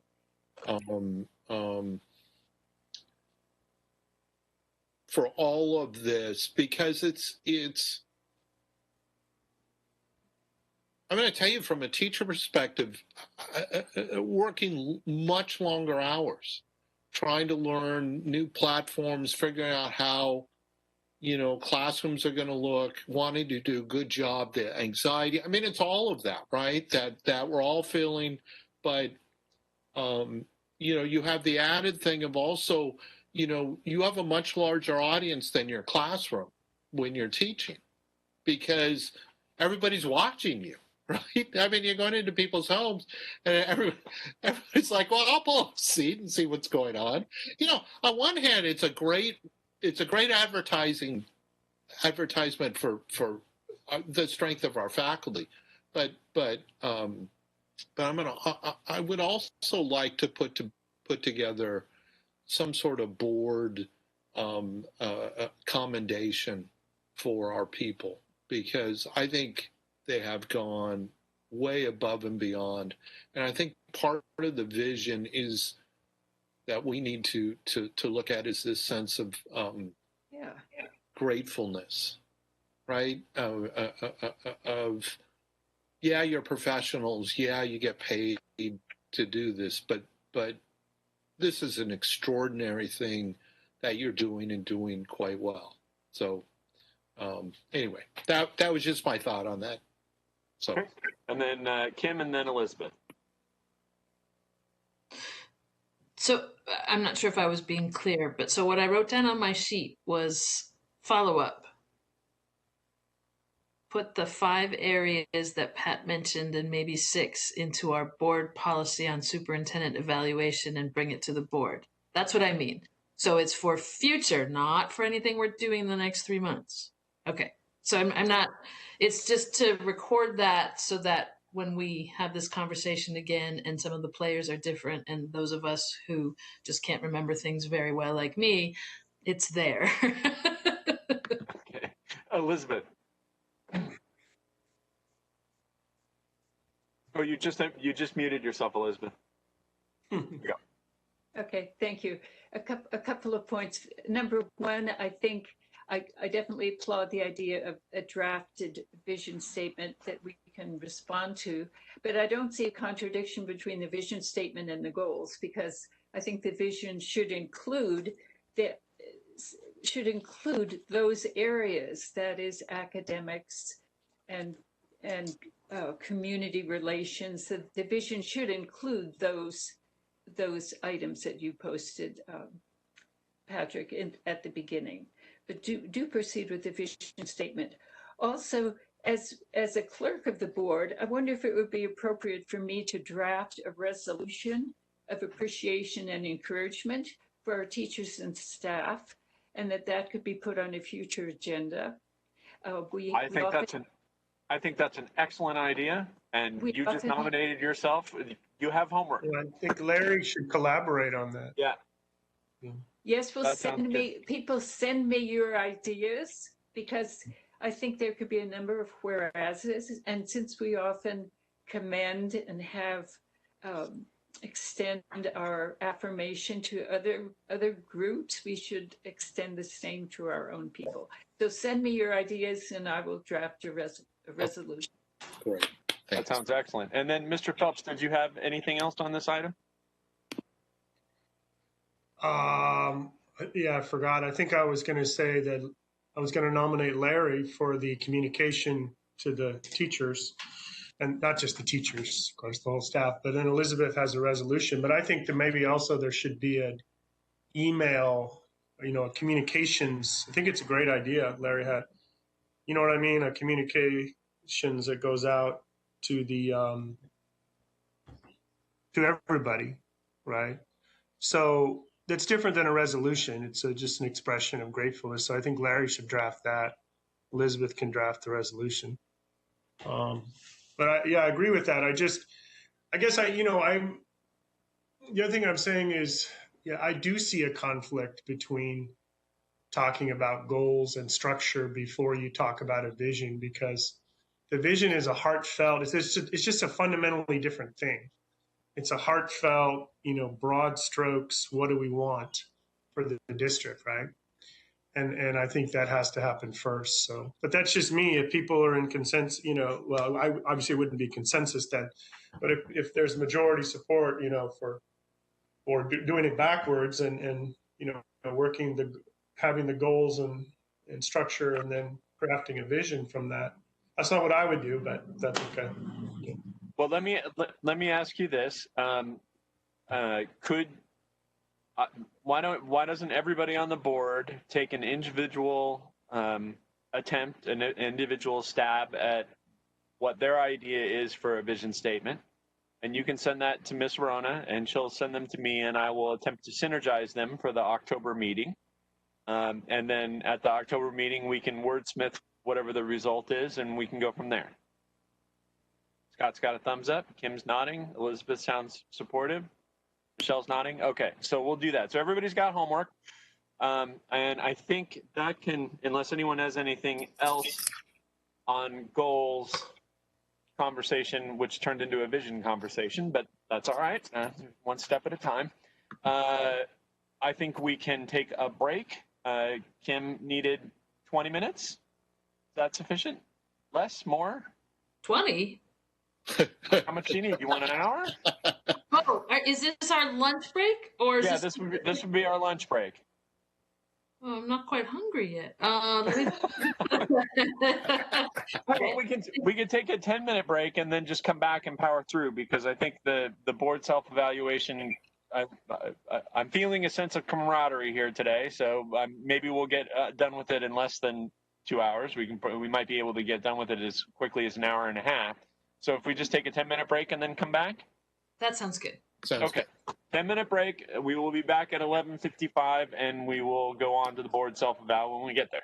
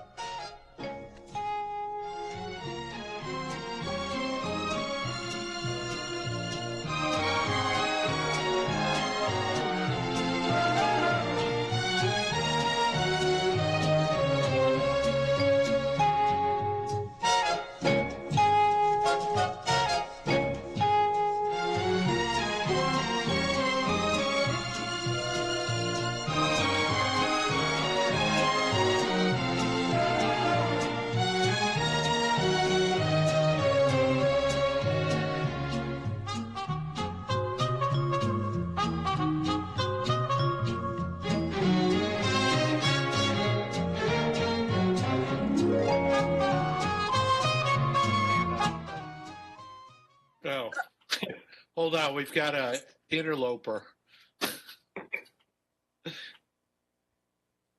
All right, welcome back, everyone. We are moving on to our next item, which is the board self-evaluation. For this, I'm going to do a little bit of screen sharing. I'm going to sort of explain the instrument to the public so they know what they're looking at for those that are watching it, and then I'll come back and I have a few preliminary comments, and then I'll open it up to board discussion. So let's see if I can handle this. All right, so this instrument is a survey instrument that the California School Boards Association puts out every year. We had a board consultant and a CSBA consultant come in last year and give us this assessment. Rather than do that this year, due to a number of different considerations, I re-engineered the instrument as a spreadsheet. We sent it out to the full board, and what you are looking at here in this particular screenshot is the responses by board member, which were anonymized. So every board member sent their results to Ms. Arona. Ms. Arona removed all the identifying information and sent that along to me so that I could create this instrument. That's not to say that the board members shouldn't be held accountable for their ideas about who the board is, but it's easiest for this conversation if we focus on the results and not the people who made the comments. So the first column you can see is the average response of the board members. I color coded them myself. So the green is for anything that's in the 3.0 to 3.5 range.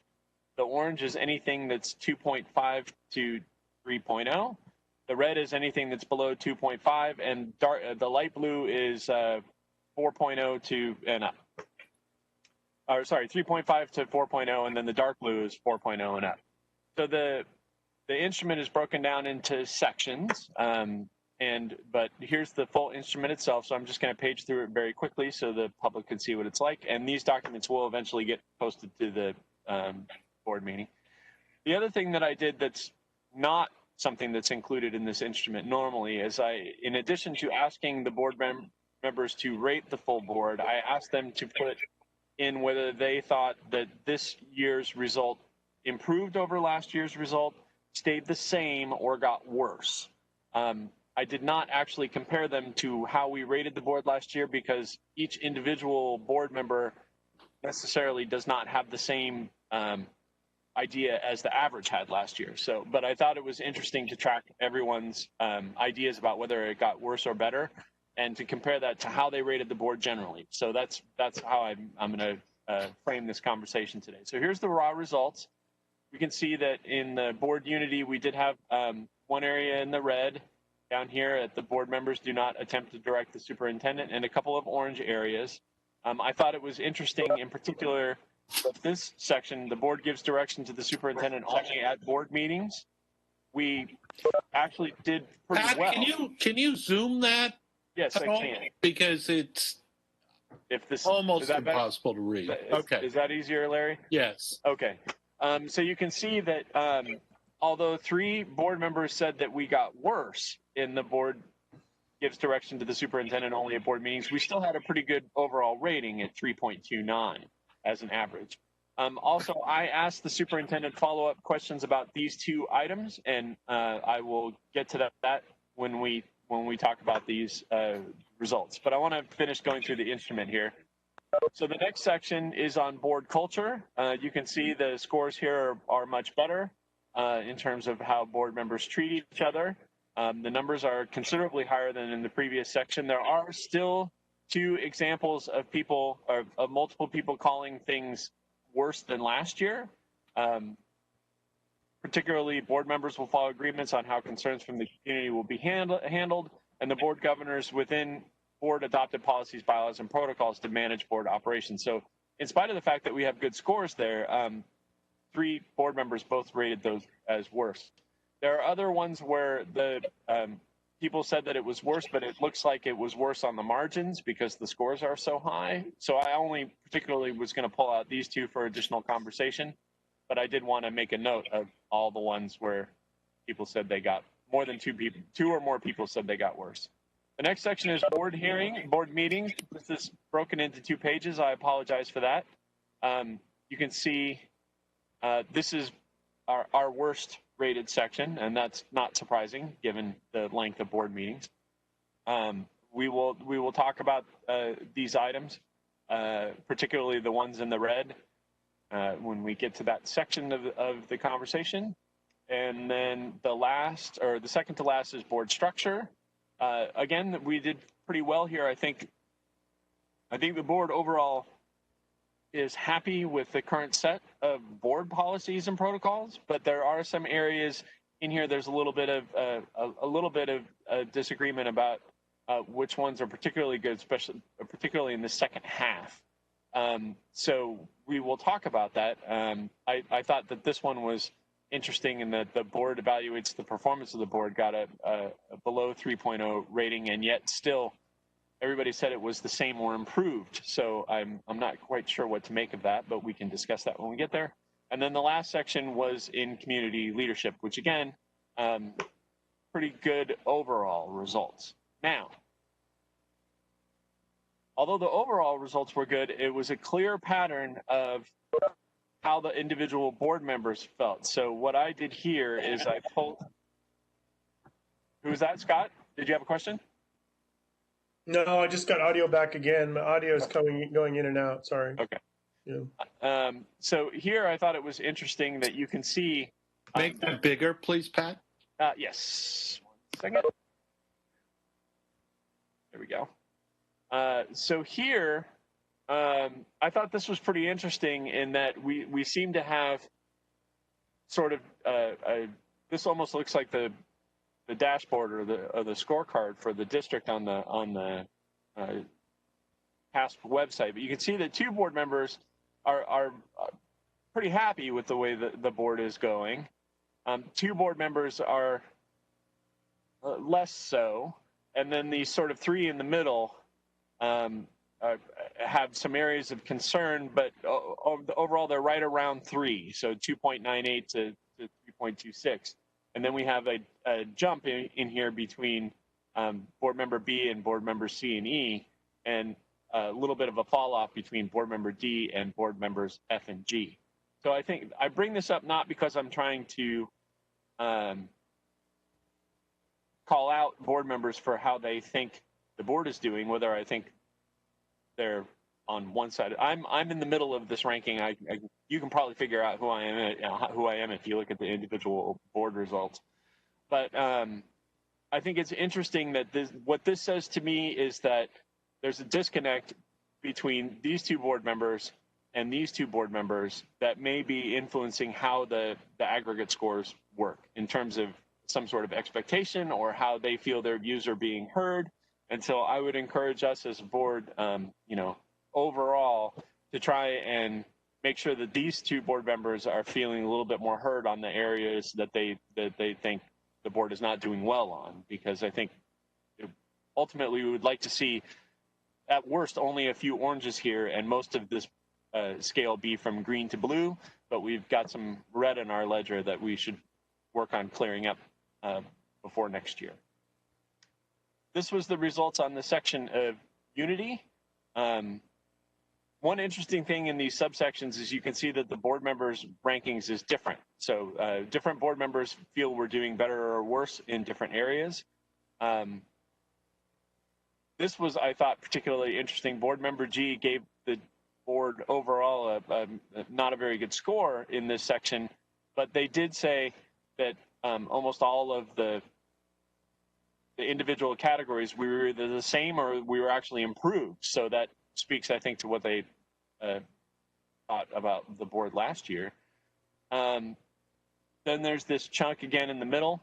And then everyone increase the size, please. Yep. All right. Thank you. There we go.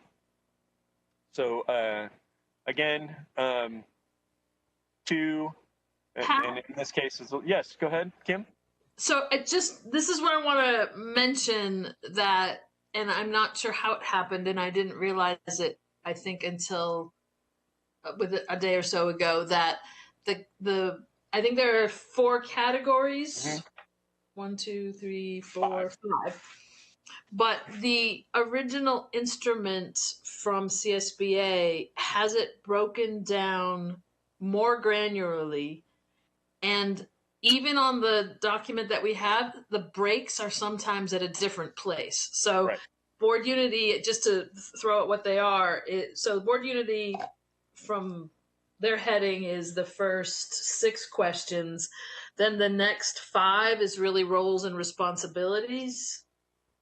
And then actually the last 2 that got lumped in here belong with culture. So I just want to, and this gets more important, I think, when we get to some of the later categories, because I think there may be some subsets of each of these that we're looking at that might have been rated slightly differently than other subsets. Anyway, just wanted to throw that out there. You know, I'm not exactly sure that. So I worked this off of a printout of the, and I don't know why the Kim mentioned this to me in email this morning. So I went back and double checked, and she's certainly correct that these subcategories here that I called out match up the subcategories on the printout of the instrument that I have, but they don't match the structure from the previous instrument itself. So I think it's going to be more interesting to go back to this full screen view when we get to the discussion rather than rely on these subsections.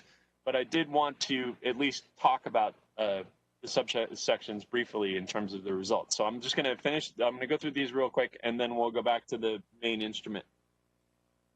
Okay, next one, structure. Oops, that's too far. So here again, sort of interesting result in that one of the 2 low scores, one of them is still that we're all the same as last year, and the other one is actually that we improved, but still have a somewhat lower score. And paradoxically, well, not paradoxically, but the board member that came in at 3.07 actually has that we got worse, but still gave a higher overall score. I thought that was interesting that A and G sort of wound up in the same result, and generally thought actually that many of the same things were the same, but had a different idea about what improved and what got worse. For culture, again, you know, interestingly, it's not always B and G here, and it's not always A and F in the middle, and it's not always E, D, and C at the end. Pretty high scores overall in comparison. Even the board members that seem to have issues with board culture are still pretty close to a 3. Again, roughly half improved amongst the board member that ranked us pretty poorly in this category, so that's good. Board meetings. Now here's where most of the real red is. You can see that overall, even the scores, I think, don't reflect. Our highest score here is 379. We don't get any dark blue in here at all, and so I do want to talk a little bit about the meetings, because we do seem to have a tough time dealing with the tension of the amount of material that we're trying to cover and the amount of time that we're trying to cover. But I will talk to that when we get to the specific results. And then the last one, this was by far our best category in community. This one I personally feel that this one was a tough one to judge, because much of what individual board members do for community engagement incurs only at their town hall / trustee area level. So when I looked at community leader, I think this is one area of the instrument that's poor, and maybe that's one reason why we got ranked so high. But we should discuss this section, because to me, I don't know, with the exception of seeing Michelle post her town halls on Facebook, which Michelle, you do an excellent job of, I'm not really sure what community engagement other board members are engaging in inside of their own district. So I can only judge our community leadership through our communal activities, like when we all go to graduations or things like that. And so I think this is the weakest area from the instrument standpoint.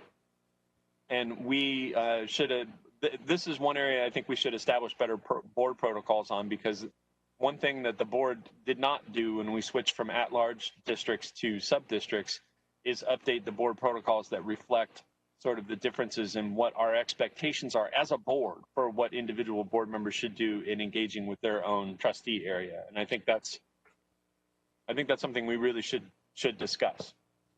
So that was the. Pat, here's go where ahead, the Kim. overlap I think would really gets into it. So technically, the two questions from structure that got 2.86 overall should have been with community leadership, which I think would have changed that page. Okay, so I'm going to go back to the raw instrument because I think it's probably the most constructive way to move forward in this conversation. And I'm going to pull out the things that I think we should discuss, and then I'm going to bring in the superintendent's comments, and then I'm going to open it up to board conversation. So just ignoring the title of Board Unity, if you just go on the individual scores and the areas that I think need to be discussed here, I think it's clear that in this section, these two about the board giving direction to the superintendent are ones that we should discuss, both because one of the scores is very, very low, and because on the previous one, although the score is pretty good, there's 3 people rated it as worse. I think I'd also, sort of like to talk about the vision and the priorities. I mean, I was originally going to bring that up in the board self-evaluation, but we sort of talked a lot about that in the previous section of this meeting. So I think that having our vision conversation at the next board meeting will be helpful there. Although if anybody wants to bring up comments about that, they can. Then in this next section, I think we did do pretty well. I think even on areas that that I had my own personal concerns about, I think the board rated itself fairly highly. So I thought this was interesting. Like, for example, on the board members treat each other with respect, the board's result was pretty high. So even if you are one of the 2 W's here, I think this might be a conversation about perception versus actuality. And I think this is an interesting standpoint because one of the things that I went through on this instrument is there seems to be a disconnect between what some individual board members feel the full board is doing and how they individually rate the board. So I'm wondering if there's a perception that some things are going worse when in actuality, maybe we're worried about some board member treating some other board member with respect, but that board member is feeling like they're being treated fine. So I think we need to have a good conversation about this section. And then board meetings. So this one is probably our biggest red, 3 worse. This is a very low score. I'm not really sure how we can handle this given the amount of material the board has to go through and the lack of committees. But we should discuss board meeting structure. I think this is one that we should really talk about. We've tried to tackle, we've taken different approaches in trying to tackle making consent more streamlined. It doesn't seem to be producing better results in my estimation as board president. We're still getting quite a few pulls from consent, and those result in a lot of conversations. And I'm not sure that that's the best use of time, so I wanted to pull that out right here. And then this is just the one that really breaks down into, so the first bunch of questions are board meeting, but then it goes into board development, which is where 3 of the low scores are. Right. And then there's a couple in what really is setting direction. And I think that harks back to the very first one under Unity about, are we focusing on the priorities? But if we haven't set them, that could hamper us. Yes. Down in structure, this sort of broke into 2 pieces. I bet there's a break in there. So sorry, the scroll is not very intuitive on my computer. Everybody seems to be pretty okay with how policy is working in terms of board policy. A little bit less of an agreement on how we deal with collective bargaining and our commitment as a board to district priorities and goals. I think this area that the boards demonstrate support for the superintendent in carrying out board directives. I think this score was generally high. I didn't ask Brian for his input on this one, and I should have. If he's still with us, I'll bring that up. We did a pretty good job at key district events, district accomplishments. This one is one that I think I personally thought that we did not a great job of this last year, but I thought exigent circumstances were mostly the cause of that, so I didn't think it was necessarily a board problem. Down at the bottom, the board evaluates the performance of the board, relatively low score, although it improved. And then down in the community leadership section, this one I thought was somewhat interesting, although the first two scores are high. This one's below 3. This should be orange, it's green. That's an error on my part, but this was also one that got 2 worse ratings. So to sort of cover these issues in the area that I think we should cover them in priority, I wanted to talk about this section first, particularly on the issue of the board and the superintendent. So I thought it was striking that this 2.14 is the worst score we had on the entire board self-evaluation. So I sent an email to the superintendent and I asked him to weigh in. Brian, do you feel that the board gives you direction only at board meetings, and that the board individual board members don't attempt to direct the superintendent? And Brian actually gave us a 4 on both of these items. So he gave us a better score than the board did on either one of those. And he said it was about the same, whereas here we have, there seems to be some feeling amongst some board members that it's gotten worse. So I thought that we should talk a little bit about that. And I think that's the first place where I'm going to open up individual comments and concerns. So who wants to weigh in first on this? Mr. Phelps is waving at the screen. Go ahead, sir. Can you see me? Yep. Did you see what I just got in my mail? It's pretty cool. Everybody see that? Yeah. Yes on O. It's pretty cool. Yeah. Just got this in my mail. All right. I guess we're all different people. We have different backgrounds. And part of my background, I think part of Pat's too, is an understanding of statistics and an understanding of measurement. So an instrument that returns all the same result is by definition not a reliable instrument. It's not measuring anything. Okay. So I don't have a problem with the range of scores. I was, and I want to compliment you on putting it together. When I saw it, I go, wow, it really measured something, right? Because there was a range. I don't think that, I don't know how old we all are, but we're all pretty old, that any of us are going to be changing anytime soon as adults. I think kids can adapt and change, but I think perspective is reality for, as people often say, right? So I don't know, what, I'm glad that it measured it and showed a diversity of points of view, which indicates it's a reliable instrument. But trying to, force everybody to agree on something is, I don't think, a productive exercise myself. So that's just my general comments. I think that going forward, there certainly is a need for board. I think, I forget what the ratings were. Maybe they're on here. Maybe they're on this one too. But we haven't had a lot of time for the board to do development, right? Obviously, in the crisis, we're not going to have any time. So we have a limited amount of board development, and we have very different opinions on what the district should be doing and how it should be doing it, right? And 7 different people. So, which students the district should be focusing on, all students or just certain students, right? So I think we have, it's not surprising, right? And I say that's, the instrument is good. Yeah.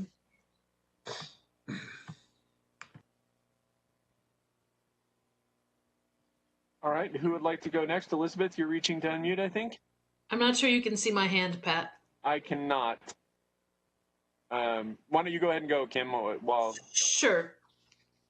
I want to preface by saying part of our board evaluation, and I am not sure that's a part we usually get to, is to set some goals for ourselves with actual objectives and strategies about how we're going to get better.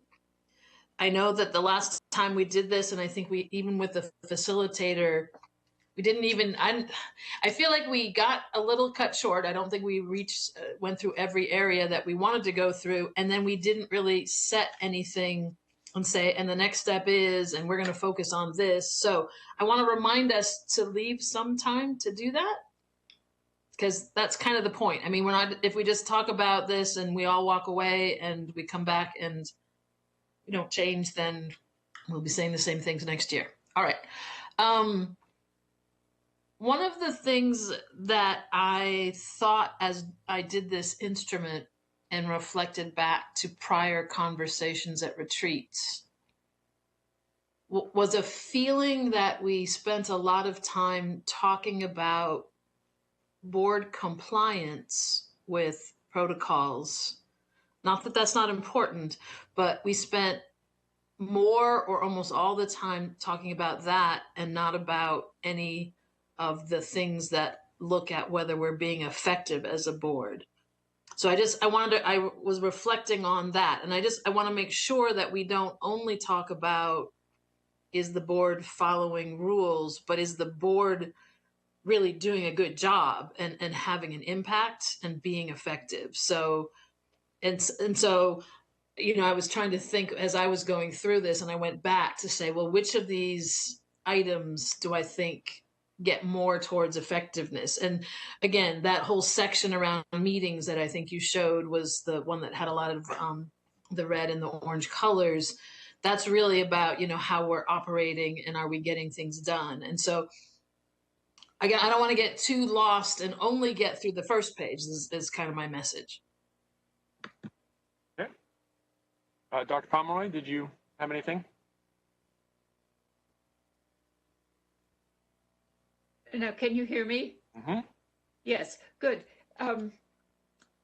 I see some validity in what Scott was saying, that there's bound to be different perspectives, and we should cherish and respect each other's different perspectives, I believe.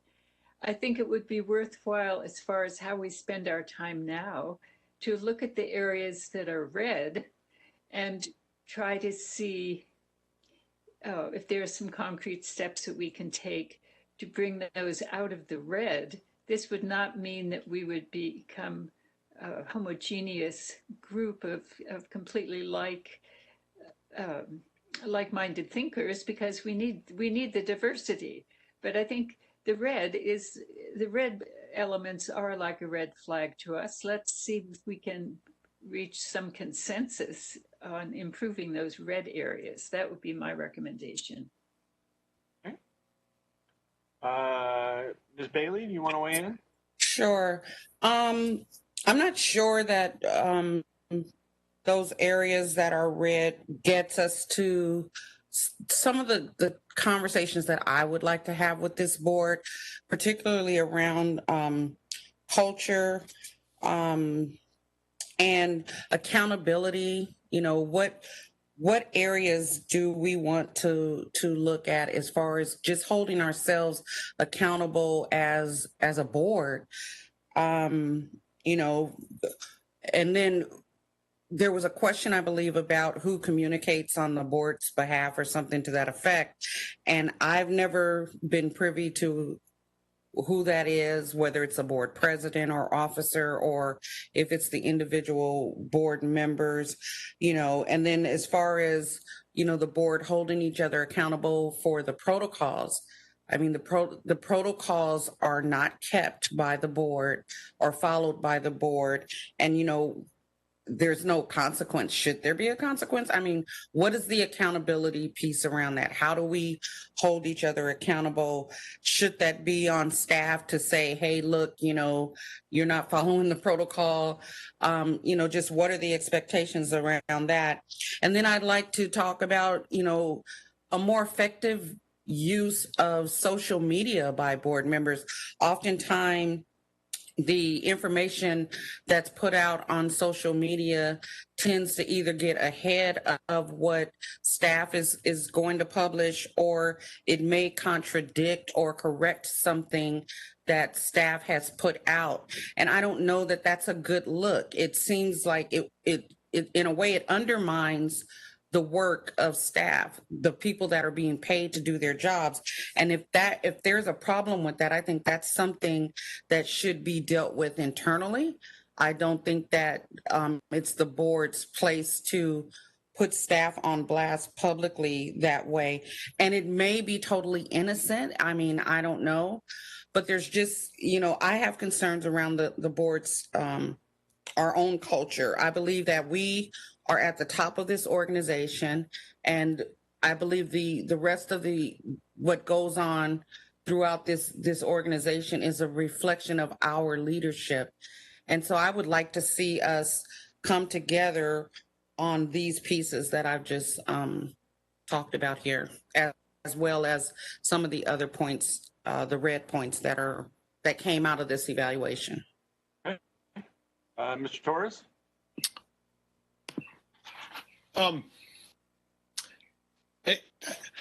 I think this was interesting. One of the things I was having difficulty was in answering this was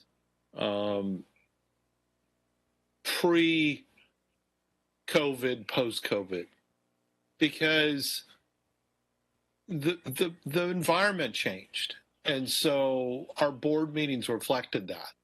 And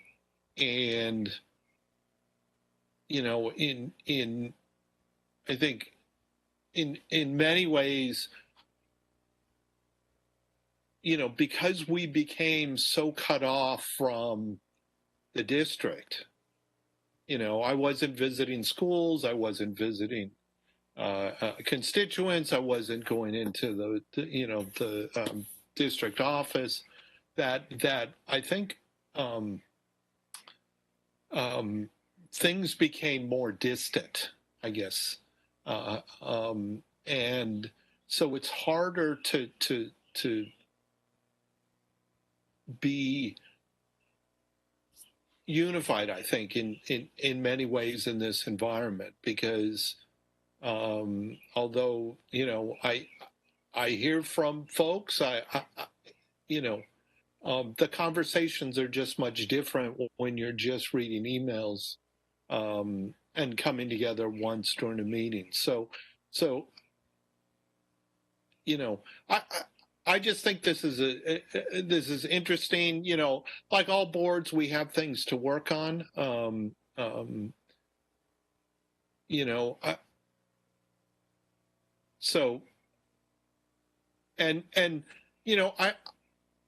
also have to say that when I was going through this, you rated on your experience on the board, or at least that's how I looked at it.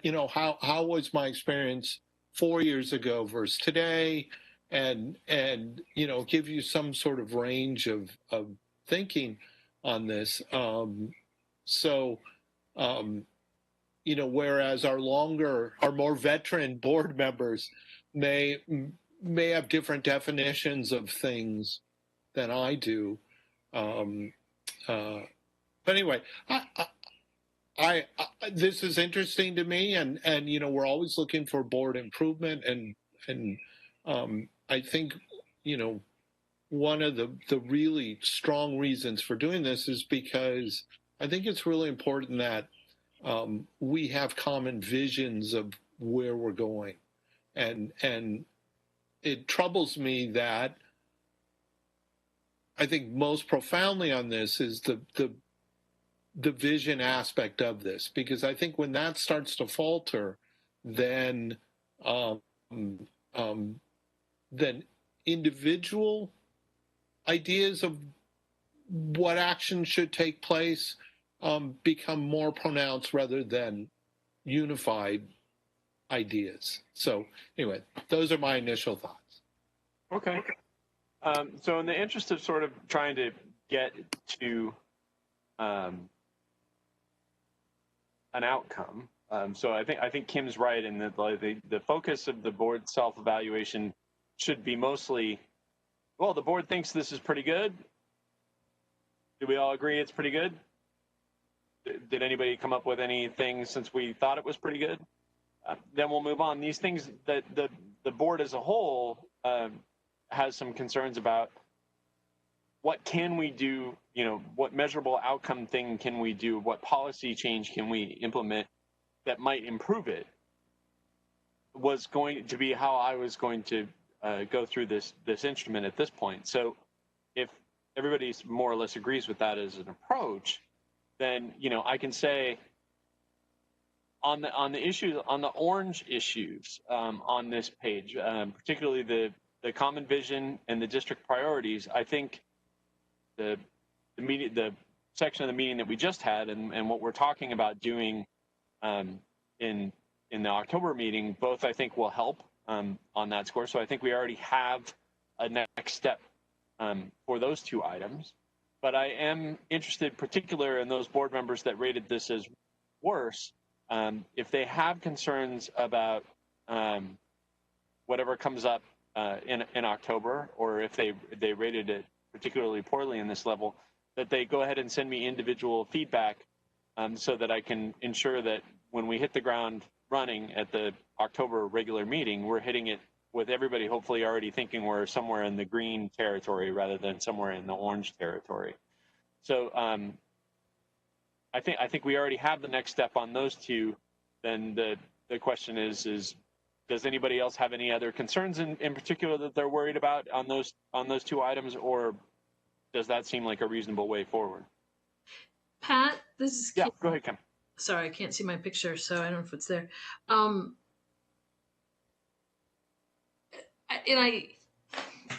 I think for me, the struggle on district priorities is whether they're well known enough. Like, do we have a list of district priorities that any of us can point at, that anybody who's part of our stakeholders, parents, teachers, staff, say, oh yeah, I know what our district priorities are for this year or in general.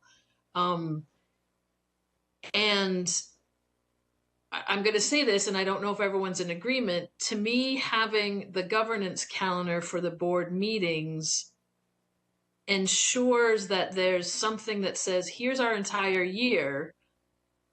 We are intentional about making sure that the district priorities have enough play. And this kind of gets, into the further along where we talk about board meetings.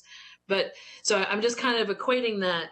So are we focused on them? So people see us at board meetings, that's where we do our work. So if the board meetings don't appear to be focused on district priorities, and so I'm offering as a solution, and have offered in the past, that the governance calendar, by having a finite time where we put it together and where we create it at the beginning of a year, say, we can ensure that we're focused enough on district priorities by ensuring that those conversations are scheduled throughout the year.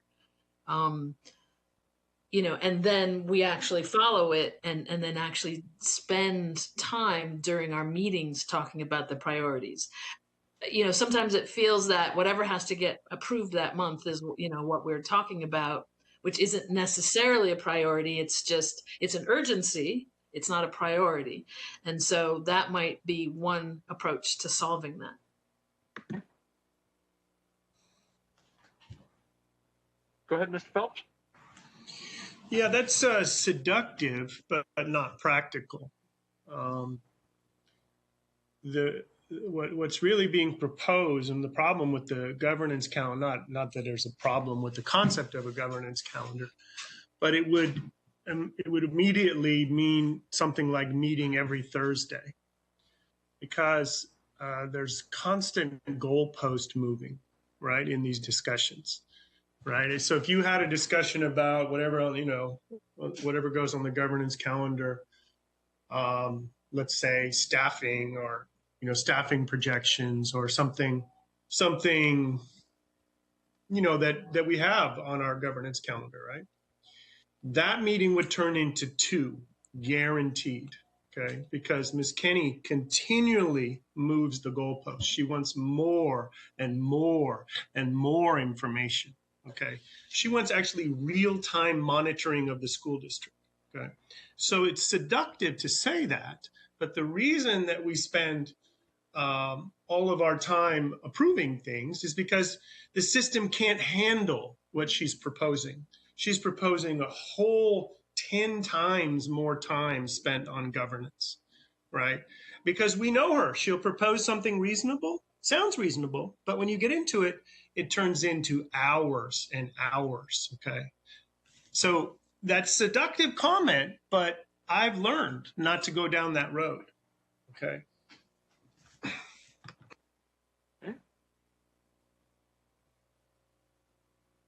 All right. Let's move on to this one. So, because I think this is one of our biggest ones. On the board giving direction to the superintendent only at board meetings, and individual board members do not attempt to direct the superintendent. This is so, even this one, which we had a higher score, but 3 people said it was worse. And this one's in the red, it's down at 2.4, and 2 people said it was worse. And even the ones that didn't say it was worse said it was the same as last year. These don't jibe with what the superintendent thinks. So, well, you know what? For me, that one,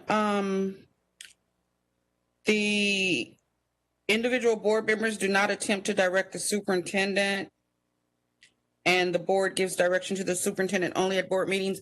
Those 2 questions were tough without asking the superintendent, and so, and I did not ask the superintendent. So I'm more inclined to trust whatever it is, however he rated us. But I mean, from my perspective, I can tell. Well, so that's an interesting point, Michelle, because I answered these 2 questions, and I answered them, in the best of my perspective. And, as the current sitting board president, one of my expectations would be that if one of the other board members was doing these things, that Brian would tell me in an attempt to resolve the issue. As a matter of fact, he's done that once before. So the fact that I hadn't had direct feedback from the superintendent in these 2 particular items played into how I rated them myself individually. I just think it's interesting, and I do think it's useful because it shows to me that even amongst the board members that didn't rate this item low, I don't think did anybody give us a 4 on this one? I don't have my, say we see 3s and 2s in there, and the superintendent gave us a 4. So what that tells me at the least is that there's a perception amongst the school board as a whole that Brian may be facing pressure from individuals that Brian doesn't think that he is. So either we're not having constructive conversations with the superintendent, or we're inferring something from what Brian is saying or doing that we're then attributing to the actions of some individual board members as opposed to the superintendent. So what I was going to suggest as a way to help patch this was, I think we need to have more regular one-on-ones between everybody on the board and the superintendent, because I think there's a disjoin between the board as a collection of individuals and the superintendent as our employee as to whether or not this actually is a problem. And I think that represents a communication problem between the board and the collection of board members individually and the superintendent. So I was going to suggest that we start implementing some sort of, formal meeting schedule with the superintendent for one-on-ones as sort of a ground clearance opportunity for people to reassure themselves that this isn't happening, along with some of the other issues that are later on in the schedule. And I was wondering what the rest of the board thought about that. Or we can get feedback from the superintendent. That's a good idea. Or we could get feedback to the superintendent from the superintendent. He could actually evaluate his relationship with the board prior to us actually completing this document in the future, so that we would know where he stands. So Scott, you just gave a thumbs up, but did you have that you just liked the suggestion? Yeah, no, it's a good idea, and so is Michelle's too, to have feedback. I don't know, Pat, I honestly don't remember my ratings, and I know you want to protect anonymity, which I think is a good idea. Yeah. I think it's a good idea for a first pass, but in all honesty, if you've worked on a board with all of these people, you can probably figure out who. Yeah, I didn't look in detail at, I just liked the fact that the instrument was measuring something. But on this red area, I guess we're talking about that one, right? Directing the superintendent. Yeah, maybe it's again a perception issue that it's a natural perception issue, maybe that means because it says do not attempt, right? So listen to that wording. I think that maybe it means that when we're all expressing our preferences, right, that could be considered an attempt to direct the superintendent, right?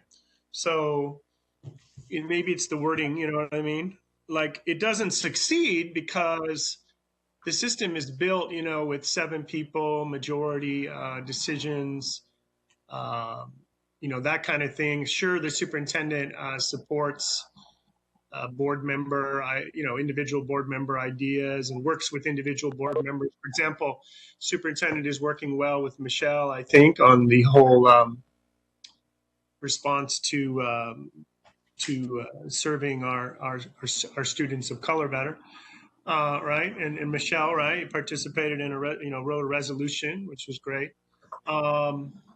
So I think, I don't remember my rating, but I think the public could, perceive that, individual board members some are stronger than others, and they're attempting to direct the superintendent, So, it might be a phrasing, I don't know, the question. Okay. Kim? Pat, I don't know if you were expressing some that it not being straightforward, that the board gives direction to the superintendent, only a board meeting's got a higher rating than this one. I guess I read these 2 questions just as you were bringing them up today at the meeting, and the way I'm interpreting this is that most people think that most of us only give direction at the meeting, but for the second question, people think that other people are violating that, and I'm not clear without them saying who they are and who they think is doing it that we're going to get very far. So let me make a stab at something that Michelle raised earlier. And again, I'm not saying that this is actually an issue. I'm just saying in terms of issues where there's a perception or a reality that board members are not following our systems and our protocols, I think Michelle said, how do we hold people accountable? So we've got them, but then if people don't follow them and there's no repercussions, then it's not really a system that hangs together. And so maybe one of the solutions we could have would be to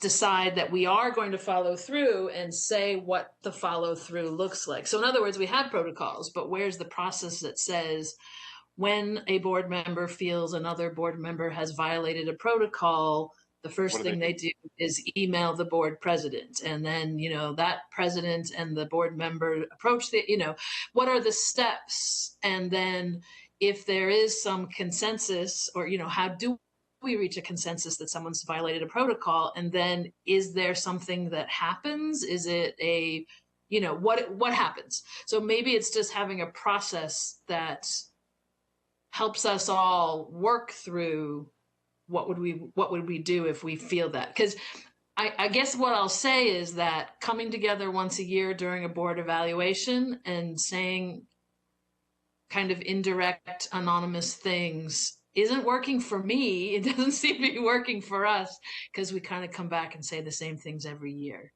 And I guess I would be remiss if I let what Scott said about me that didn't seem to have anything to do, I believe, with having a calendar that actually says we are going to talk about these topics on these days.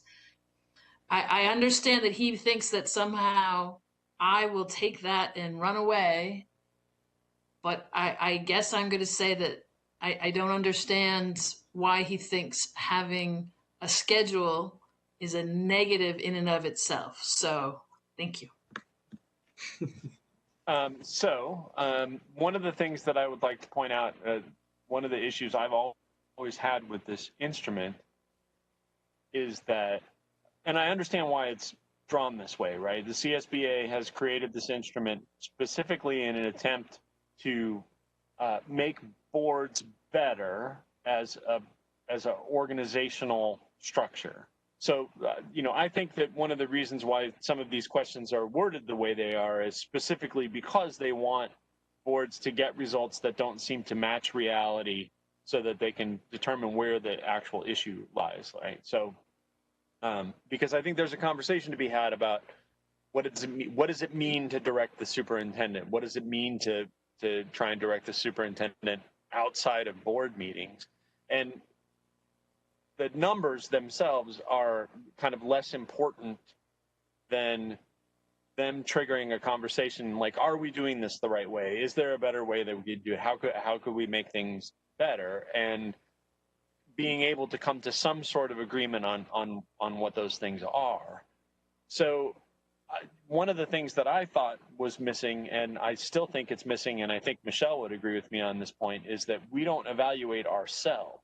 We evaluate the board, but the individual board members don't say, well, I set myself these goals as a board member this last year. I was going to hold 4 town halls. I was going to, walk X amount of houses for this initiative. I was going to spend more time at the district ed center, whatever it is, and then evaluate ourselves on whether or not we achieved our individual goals. And we've never had an instrument like that as a board. And I think that might not be a bad idea. I like this approach specifically because it forces us to talk about the things without talking about individuals. So we want to try and establish, a workable system for a board, regardless of what individuals are in it.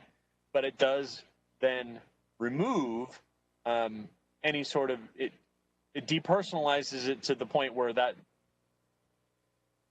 holding individual board members accountable, I think, is not something that you can do through this instrument. And I do think that we need something to do that. And I think having an individual board member's evaluation of themselves might be a useful practice for this board to consider going forward. We just have never done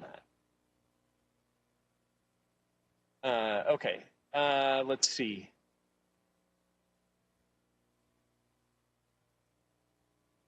In this next section, I thought that we did pretty well here, all things considered.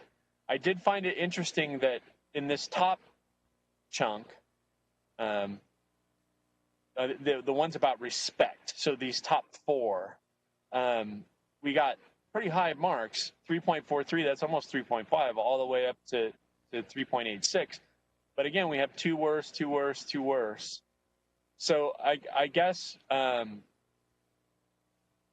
this would be one for us to get feedback from the superintendent on, to see what the superintendent thinks of the boards here in this section.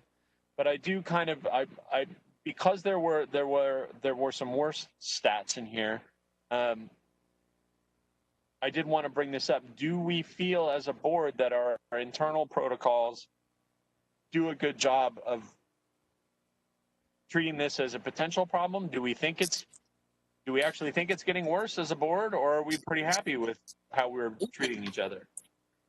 I think. Do you have any comments on that? Yeah, I think in some ways the protocols restrict the board And you know what? I put them somewhere. I don't have them in front of me, but I would like for us to, at some point, take some time to revisit the protocols. Some of them, especially when it comes to the way it's handled when we request reports or whatnot from staff. I'll just give you an example. Early on when I was on the board, I had a group of constituents who wanted to see some data related to attendance. And I was immediately told that it would take staff longer than 15 minutes. And so it would have it would take them longer than 15 minutes to pull the reports. And so that it would have to go to the full board to be approved. And I thought that's not a good protocol, because what it ended up doing was preventing me from being able to address some concerns of my constituents, and it was troublesome to me. It was troublesome that we would have a system set up where everyone had to approve the request of any group of constituents in the district to a board member. And so, I was not able to get those reports, because by the time we would have gone through that process, I think a month would have gone by. And stuff like that. It's almost like we're treating it as one size fits all. And maybe there needs to be a break and a way to establish what type of requests should be treated that way. I'm not sure now. When I was working, it did not take me 15 minutes to pull up reports on Aries. You just kind of isolate whatever you want and you print it out, you run the report. But be that as it may, that was what was told, and that was what happened. That was what happened, and it was very concerning to me, because I don't think that there should be anything that restricts the board from getting information in a timely manner when they ask. And I was at least willing to wait, 24 to 48 hours, but no, I was asked actually to wait until the board met to approve it. I think also the protocols, if we're not able to follow the protocols that we wrote for ourselves, that's an issue to me. And rather than continue to be accused of violating or putting ourselves in a position where we're violating those protocols, I think that we need to revisit them and look at amending them so that they actually work and they fit with the way the board flows and supports the work that staff has to provide, the service that staff has to provide to the board as well. So, even if it gets to the point where the board suggests, and I don't know if that's the function of this board, that we suggest changes for the way the support is to us from the office, maybe that's something that needs to be looked at, so that it could be more efficient, so that we don't have to violate protocols. So, I'm just thinking along those lines.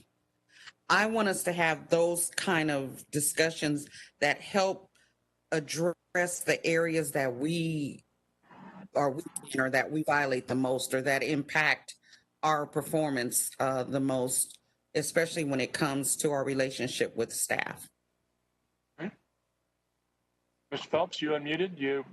Yeah, I think that's a good idea to, with the new people seated, after the new people are seated, to obviously not just, I forget what we do. I think, Pat, you would know, or Larry, there's probably a binder for new board members or something.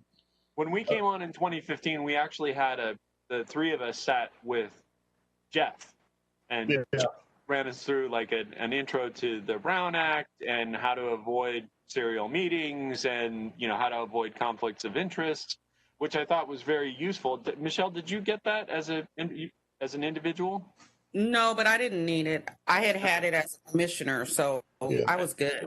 What, Yeah, what I was, they what I offered was, it to me. I didn't what need I it. was getting towards was, I think it's a good idea for the board to periodically revisit the protocols. If you look at certain copies of them, it'll have several dates on there where they were revised, right? Like several times. Diane can tell us how many dates are on there. So certainly with new members, you would want to do what Michelle, I think, is asking, which is to revisit the protocols and have a discussion about them and see if, as she said, they can be modified to work better, as she's saying. I do think that there are certain reasons for them that I remember in their development, and the one about information requests, I think, does stand out a bit in terms of staff time. I would want some limitations on requests for information, because I think, and I'm really not talking about any individual person, but I think even constituents could abuse that through a board member. So yeah, I mean, but I welcome the discussion of it with the new seated people. We should do that. Absolutely, should look at the protocols. One of the things that I thought was missing, which I never really addressed, and that was partially because we didn't have much board turnover in the last election, and the new board member that we brought on, Ms. Bailey, I knew was already sort of familiar with district operations. But I remembered when Larry and Roy and I came on 2015, it was very helpful to have the board orientation with Jeff, so that we weren't making any big colossal mistakes. But one of the things that we didn't have as board members was sort of the board self-help tour. Like, here's how you can get information for yourself out of various reports and things that should be shared with the board just as a matter of course. And so particularly my first 6-9 months on the board, I was always surprised. I would say, I want this piece of information. And at the time we had board committee meetings, and Kim would just say, oh, here you go. And she would hand it to me because she had the same question and she had run the same report from some data source that she had access to that I didn't even know existed. And I think we have an opportunity here with the 2 and possibly 3 new incoming board members to sort of develop a board self-help area, putting more things in the Google Drive and giving the board members sort of a first pass of, here's how you can get answers to some of your questions without bothering staff at all. Now, we need to be careful about what's there and how it can be accessed, and we want to make sure that we take reasonable security and privacy considerations on things like that. But I think having the ability for board members to just figure out certain questions without having to trouble staff I'll be talking to staff. Pat, would save a lot of time and I think make the board a better functioning organism. So Larry and Kim both unmuted. I'm going to let Larry go first and then Kim. Go ahead, Larry. Okay, Pat. What a terrific idea. And I'm just thinking about, when you have new board members come on, I think one of the things that actually would be a wonderful transparency conversation is to do this at a board meeting, is to say, let's go through and how do I find reports? Where is the information available on various, and it's just on our website, right? On our, so if you're looking for these kinds of information, these are all our public databases. And I think, I think board members, quite honestly, would like a refresher, except for Kim. But I think board members would appreciate that journey too, because we're often looking for certain things, and I think it would help us feel more confident, both in our own ability to be board members, but in also in answering constituent, questions and things like that. So I think that's a really wonderful idea, and it might be a good idea to have right when the new board members come on board. Okay. Now, Kim.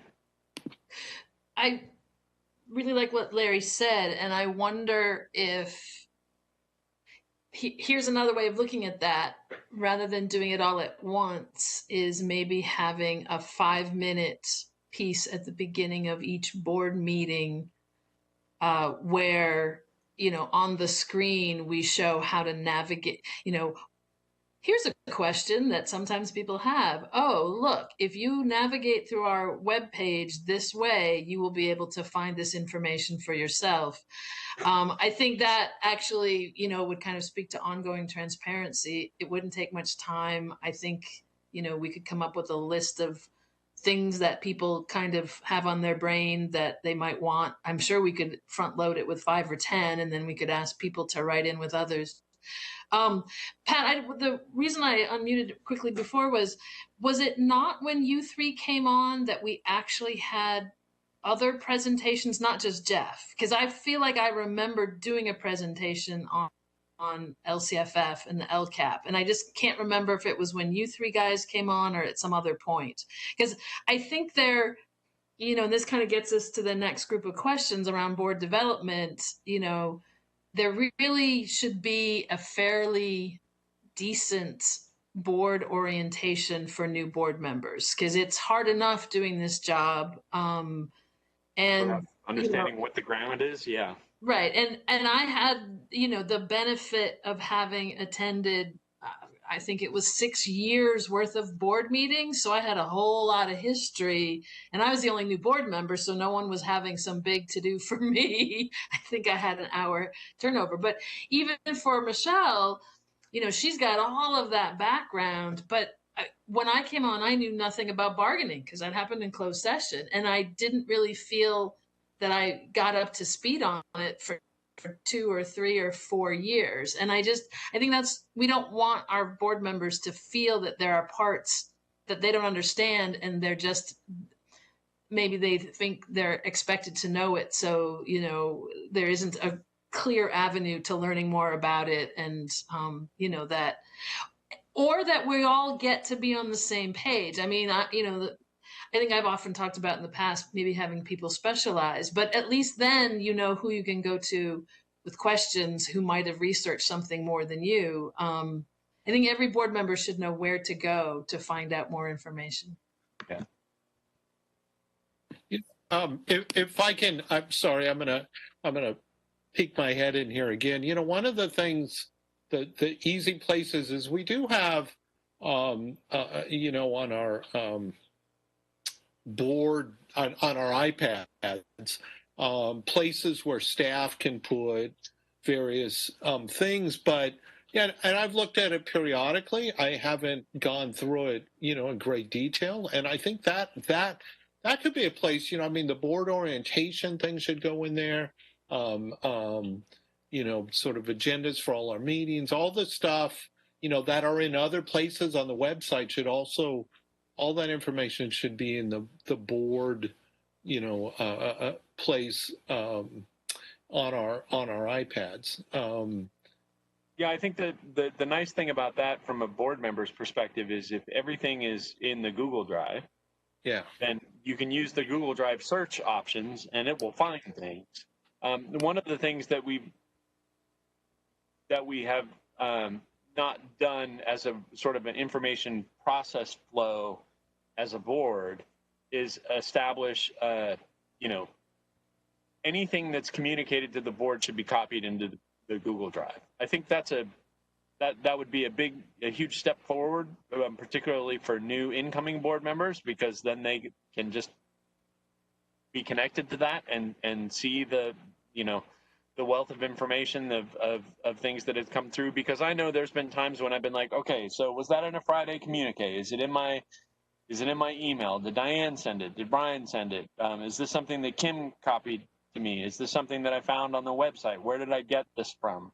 Whereas if all of those things were just in the Google Drive, then the search is immediately simplified. And I think that would also make it easier for staff when we agree, you will share this with the board. Everybody also has that shared drive. This is where you dump things the board members have asked for, and it shows up in a folder in the board section of the Google Drive, and then everybody has a copy of it. I do think that probably would go a long way towards helping all the board members at least have access to the same information, even if they don't get it all at the same time. But I do think a board member training that focuses not just on the legal aspects of being a board member, but also sort of how this board operates, what the current protocols are. I think we should seriously consider that for the upcoming new board members. And I'll talk to the superintendent about what the best way is to handle that, given that I might not be here. Go ahead, Scott. No, I just wanted to sometimes we do this in board meetings where there's good ideas, and I just want to stop a second and try to implement it. And I don't think that, I think Larry started it and you piggybacked on it. Can we just do that? I need staff to weigh in here, right? Don't I? On the idea to, it sounds like you're recommending doing something different in terms of depositing files and data in a certain place. And so can we do that? I mean, we should just decide whether that's possible, right? Is this Diane's turn or Brian's turn, or? You know what I mean, Pat? Yeah, no, I agree. It doesn't sound like a superhuman task, but I can't answer it. I'm not doing it. Staff's doing it. Right? So right. Can we do that? That up as an ELT item to be discussed? There we go. There we go. Thank you. Thank you. Okay. That sounds like a great next step. That we got a deliverable from staff out of the board self-evaluation today. That seems like a workable deliverable. Go ahead, Kim. Pat, I'm trying to start writing down what we said we're going to do as next steps so that we don't just have a whole lot of... So far, what I have is more one-on-one meetings with the superintendent and individual board members. All right. So, okay. I'm sorry. I didn't weigh in on that. And you think that will help him take less direction from board members? Because it feels like it could contribute to more, but maybe everyone else was in favor of that. I mean, I'm not saying that there shouldn't be a lot of communication. I was on a committee with a superintendent who said he calls his 5 board members every Sunday. But anyway, I just wanted to confirm that everyone was in agreement. Well, I think not necessarily a weekly meeting or a monthly, but there should be a regular point of contact where board members can sit down with the superintendent and air any concerns they might have about how the rest of the board is treating the superintendent, or what the superintendent thinks about themselves as a board member as well. I think we do that on an individual basis, but I think absent having it, be at least a scheduled thing, different board members prioritize it over other board members, and the superintendent's going to take lunch with whoever asks him, right? And so that can lead to a disparity where somebody might forget to do that for that period of time. I just have a concern with that. With what if the superintendent is not comfortable discussing other board members with other board members? That could be an issue. I don't know that I want to talk to the superintendent about other board members, because that's his relationship with them. And I don't even know how I feel about having that conversation. I don't mind if we talk about our own relationship, but as far as with other board members, I'm not sure I'm really interested in that. That's why I suggested maybe he could complete this evaluation, assessing the board in writing just out in front of our own assessment so that we would have those answers. Well, I'll tell you what. I'll work up a. Brian assesses the board instrument, and we can talk about that and whether or not we think that will fill that need. Feedback from the superintendent, and I'll put that on my to-do list. Yeah. So Patrick, can you hear me? Can I speak? Yes. Absolutely. Yes. I think part of this discussion speaks to the question, and I don't see it on the screen at the moment, of whether all board members, what some board members know, all board members know. And that would apply to information and data and the workings of the district, not, as Michelle is pointing out, that the board members should know what the superintendent feels about other board members. But to be sure that there is a sense that everything of major importance is equally known to all board members, I think that's a valuable point. And we've talked before about the Friday communiques, as which in my earlier years on the board, the Friday communiques were pretty informative and consisted of the kind of the body of knowledge that each division was developing at that time, and they would put out a brief report about just many different things. And now the Friday communiques are not like that. So I would just like to have us get closer to the idea of all board members sharing the same amount of knowledge and being on the same footing. And this would be especially true for the new board members who are coming on, so that they would feel that they have an equal access to the basic workings of the district. Yeah, and I find that, it's this one right here. All board members receive the same information, and all board members receive adequate information. I think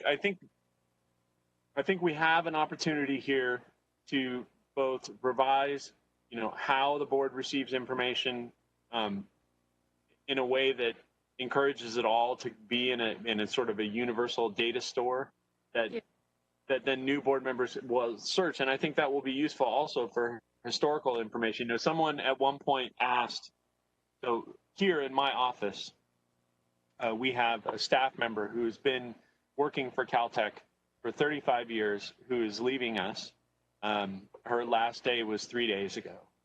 And someone said, please make sure that nothing happens to her computer, because although all of her files are on the file server and whatnot, everyone's convinced that there's secret knowledge that Sheila knows that nobody else knows, where there's a copy of it somewhere on her hard drive. And I remember when I first got on the board, I think Scott was the one that quipped that when you're looking for something, the first person you ask is Kim, if it's related to data. And if it's related to anything else, including what any previous board was, just ask Diane, because she probably has it sitting on her computer somewhere. Right. And that it's nice that Diane and Kim are available, and that was certainly very helpful for me in my first year as a board member. But I found that the areas where I save the most other board members' time is when I can explore a problem myself. And so having, a place just on the Google Drive, like Larry pointed out, if it's on your iPad, where you can say, I'm a brand new board member. What's this bargaining thing? How does it work? And I click on the Google Drive and it's like board drive, click, and then negotiations. And then there's, 20 years worth of negotiations notes in there. It's true that also will lead to different board members having different understanding of the information, because different board members will have different priorities, their own individual priorities, but having access to the same information allows them to catch up really fast. So I think that's an important deliverable we should get out of this meeting, and we should review that. ELT can take their stab at it. I will try and, look at it from an incoming board member's perspective. I can dust my brain off and remember what that time was like. And hopefully we can come up with a design for an incoming board member training and, data store design that works for staff and plugs this gap. Right. And Pat, I have maintained that the Latin motto on the PUSD seal is translated as "check with Diane." Also, in the past, a number of us went to the Masters in Governance training of CSBA. I don't know that they're holding those now, and maybe they would be virtual, but for a broader sense of how school financing is accomplished and bargaining matters and so on, it was helpful to go to those CSBA workshops periodically. But we do still have the CSBA publications and various things online. So I think that's part of our lifelong learning, is to keep in touch with, helps us keep in touch with the state as a whole. So I think we can commend that to our new board members as well. Okay. All right. All right. So I'm going to move on from information and clarifying information into this next section, which is kind of about community input, ideas, concerns from the community. It seems relevant to the public comment that we received. This one I'm not typically worried about. The board does seem to agree on the role of the board president in managing board meetings. I haven't seen any. Pat, sorry. Yes. Go ahead, Kim. So I thought we were concentrating on the orange and the red. And so you're sticking with, I'm sorry, what I'm seeing on the screen is all green and blue. Yeah, we're not. I was just very briefly going to say, got ahead of me. I worry about our briefness when there's only a half hour left and we haven't got to the majority of the red and the orange. So maybe we could come back and be brief about it afterwards if there's any time. And again, I still want to go back to the to-do list of what's happening next so that we don't lose that before we go. Okay. All right. I will take your suggestion and I'll move on ahead to this. So this next section, we have our perennial worry that the board combines its meetings to reasonable length of time. It's a pretty low score. 3 people gave us worse. This did take into account that we had a pandemic, and that sort of changed what we had to cover into individual meetings. Everyone does seem to think that we're more or less coming to meetings prepared and that we're doing at least a decent job of using data in our decision making. So I'm going to skip over those 2. But the other meeting related questions, there's a good relationship between how long the board spends on an agenda item and the importance item of the item. We got a low rating on that. And I think those 2 combined, I'm honestly, I understand, I have, as you all well know, I have an extreme high tolerance for long board meetings. And I have a fairly extreme tolerance for additional board meetings, even though I'm aware of the impact that has on staff. I know that this is a tension between not having the committees, which the board majority certainly seems to think was a bigger impact on staff's time than having more board meetings or having longer board meetings. But I personally don't see much of a way to have shorter board meetings when we have more things to cover in them. Now, that said, I do think that we continue to have this issue with consent, where we have a number of items on consent that wind up being pulled and causing a lot of additional conversation. We've tried a couple of different things to tackle it. It doesn't seem to be getting any better. So I guess, my question, this is one as the board president, I have a question for the rest of the board. What is it that you think that we can do to make the meetings shorter? And what is it you think we can do to focus on the higher impact items when the lower impact items seem to generate the most discussion? So I will open it up to board feedback on this one. And Ms. Bailey raised her hand first. Oh my goodness. That is like, thank you for that question.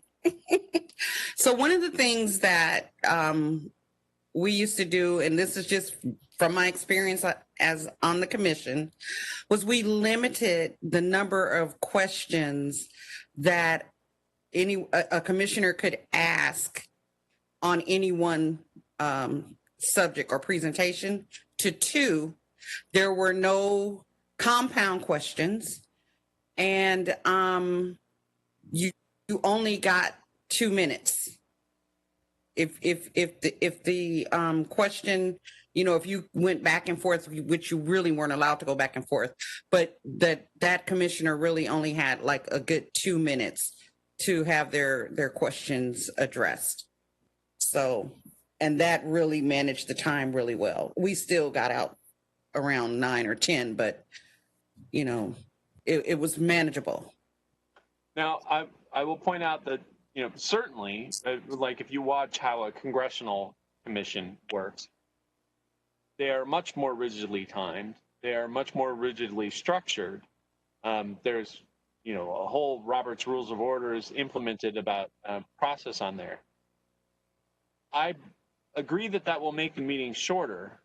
I will also say that it will result on a lot more things that I will have to vote no on because I won't be able to get enough answers to my personal questions to feel comfortable about voting for something. Now, that's not necessarily a bad consequence because one of the balancing acts that the board needs to do is understand that individual board members need a certain amount of information to feel comfortable. But what really matters is, does the board majority feel comfortable? And if so, then they should vote on it and we can move on. So but here's the thing. If the board, just based on the comment that you just mentioned about not having enough information, you may have to frame your questions in a way that you can get the information that you need. But I mean, if we're not willing to change some things the way that we do some things, then this conversation is, a waste of time. So we have to be willing to change, first of all. We know that we need to change. That's just a suggestion.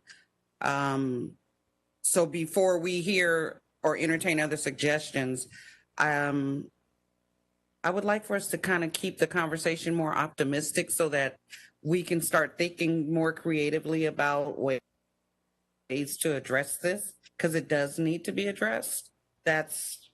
I think that would work better. Well, because the minute that I hear you just already say, then I'm not going to get the answers that I need. You don't know that. That's a fair point. I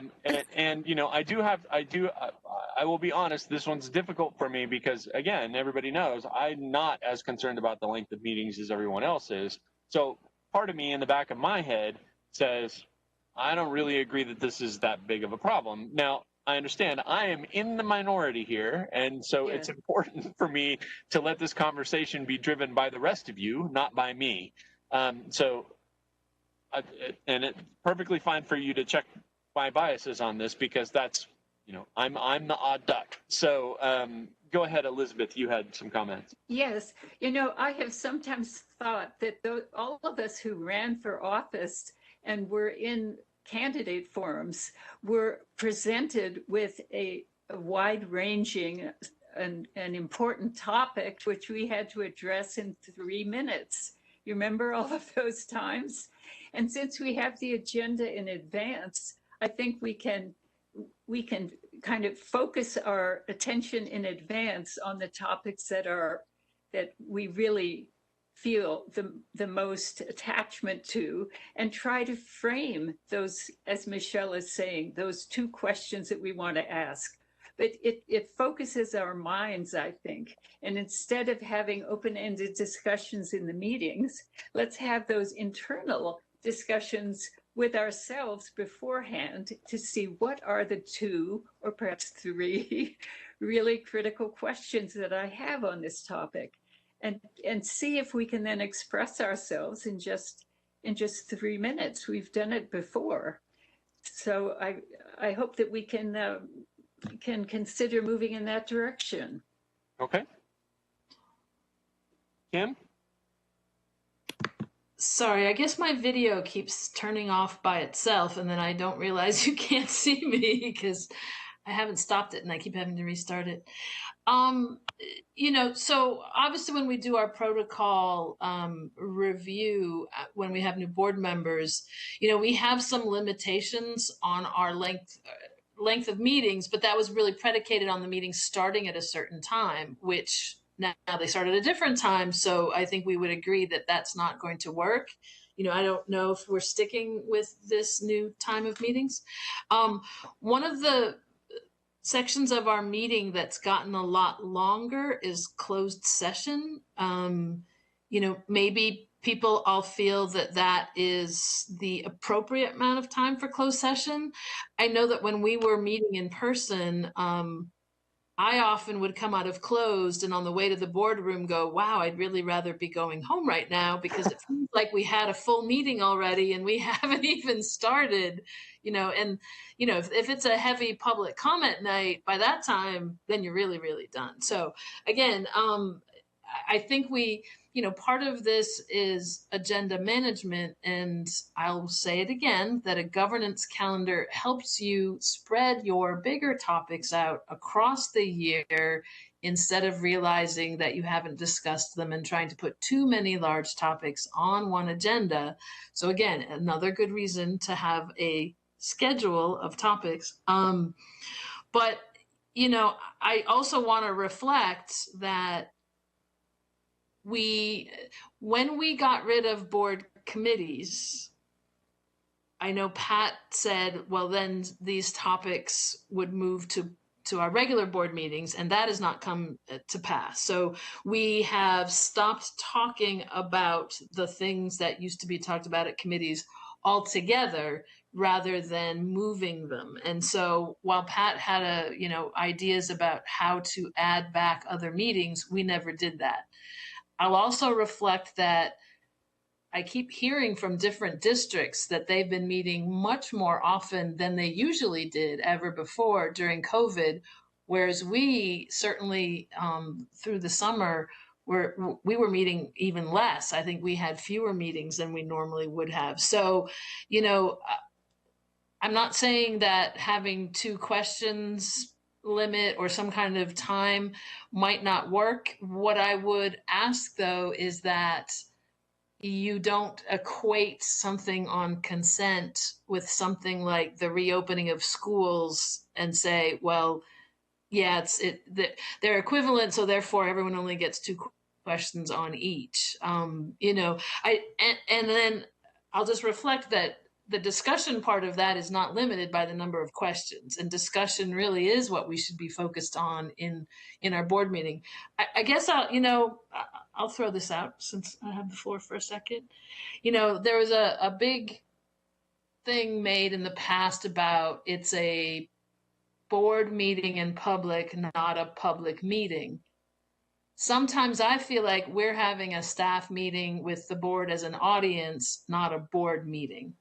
So it really, and I feel sometimes too that with the board directs all of their comments and questions to staff or even their discussion, as opposed to actually talking amongst ourselves. So I'm not saying that it's all the time that we do that. I'm just saying it sometimes feels more like that. And this may be going a ways back, but I think Elizabeth and Scott may remember this. Mr. Bibiani, when he was on the board, somehow the board agreed to have a moratorium. There will be no PowerPoints at board meetings because it can tend, while I'm not saying PowerPoints are bad, I guess at the time the feeling was it's no good to have an hour-long presentation and then only have 15 minutes for the board to have a discussion about whatever the topic was, especially if it was an important one. So I think that's part of it too, is we need to get back to what information is being shared more as a presentation, because if we spend our board meetings only on that, then we're not really being very effective either. We're just sitting and watching. We could have read the information at home. We could have done something ahead of time. Maybe we need flipped board meetings. But anyway, but we certainly want to be focused on the work we're supposed to be doing at board meetings. So I think there's a number of different ways we could try and make them shorter. And I don't know if we're going to have time today to list all of them. Oh, Mr. Cahalan? Go ahead. Yes, I have a thought. I heard Kim use the word flip, and I think a flipped lesson is that the students read or see on video the presentation of the material, and then in class, that's when they do the work. And so I know that we often see the PowerPoint presentation in advance of the meeting. And so we've looked through it. And so it isn't necessary for staff to read each slide to us. If we commit to doing that preparation and homework really before coming to the meeting. That doesn't always mean that staff has everything ready in advance, I guess. But some of what is presented to us in the meeting, we really could study and read and digest before the meeting. Go ahead, Larry. You were all ready to rip. Interesting. So I mean, my thoughts on this, you know, when I was board president, I tried to take the philosophy that the most valuable thing we have as a board is time, and that we needed to use our time. And you've all heard me say this. We need to use our time, you know, as wisely as we can. And what I attempted to do was to, you know, allow the time, you know, for board discussions. So presentations were limited, and I asked staff to limit them as best they could, so that I think it's absolutely right. I mean that it's the board discussions really that based on the information that we're being presented and the information we've gathered, where we can collectively make a decision. And I think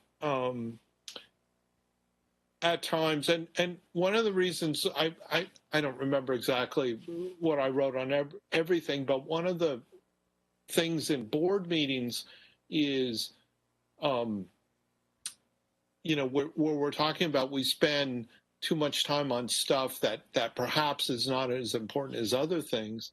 Mm-hmm. It's this idea that board discussions, you know, when we feel like we have enough information to make a vote, really discussion needs to stop. And that it's on the board chair to move the meetings along with help. You know, I mean, Mr. Phelps was always so kind to point me to protocols, which I appreciated. But I think we, as a board, that's on us as well to help move the meeting along if we feel like we're getting stuck. And so that I don't think anybody wants to limit sort of board dialogue and conversation with each other. I feel like sometimes we get stuck in sort of minutia rather than oversight, and I think and I think that goes beyond our role, and so I think we always need to be mindful that our role is an oversight board, and that we're not staff, and sometimes we get lost in that.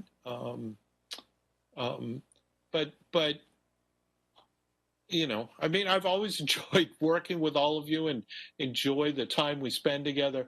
You know, but at times, honestly, if we go too long, I'm not making good decisions, and that's not a value to my constituents or to the board. And so it's something to always be mindful of.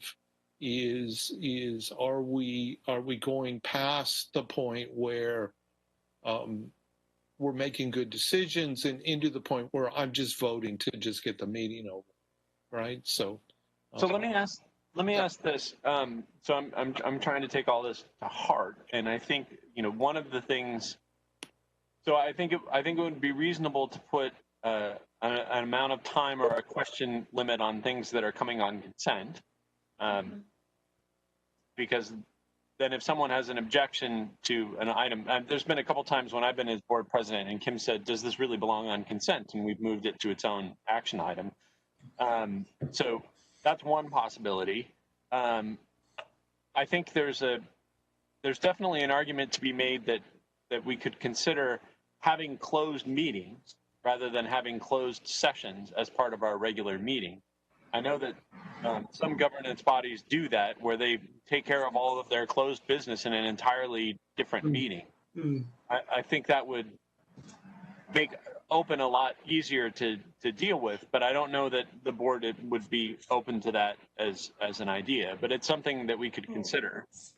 Bargaining in particular, when we discuss bargaining, and it's impossible from my perspective, for the time I've been on the board, it's been impossible to determine whether or not bargaining being on the closed agenda means bargaining is going to take like 6 minutes because Steve's like, here's a piece of paper, we're not meeting this month and that's it, or if there's going to be a 2-hour-long conversation about bargaining.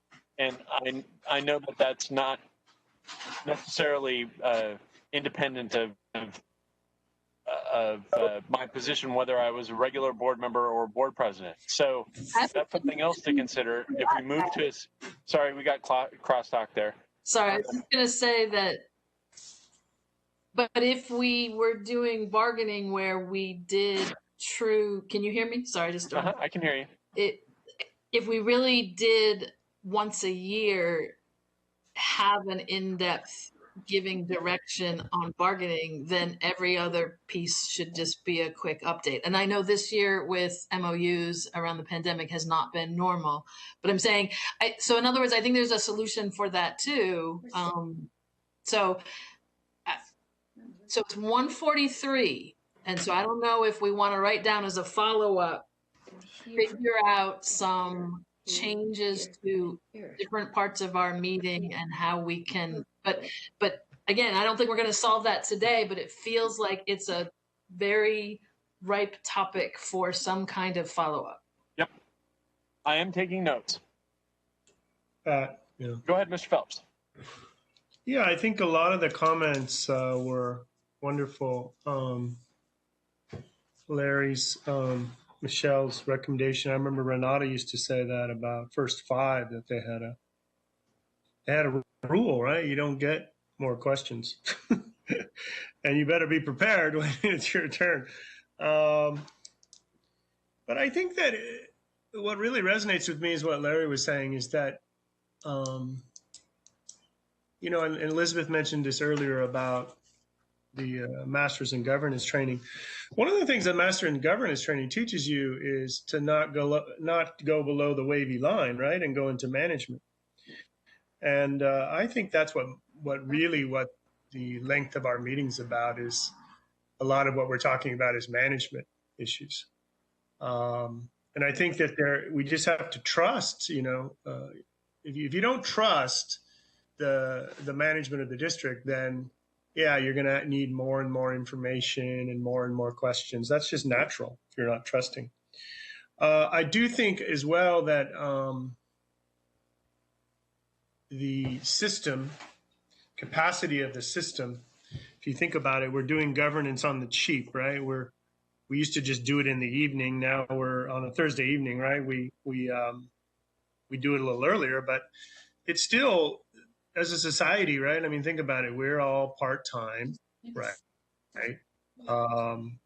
And so we're coming in, and you marry that deficit in us in our capacity with the capacity of the system. I think that the system is running, as Larry was, talking about with the commendation and the praise. The system is running full speed.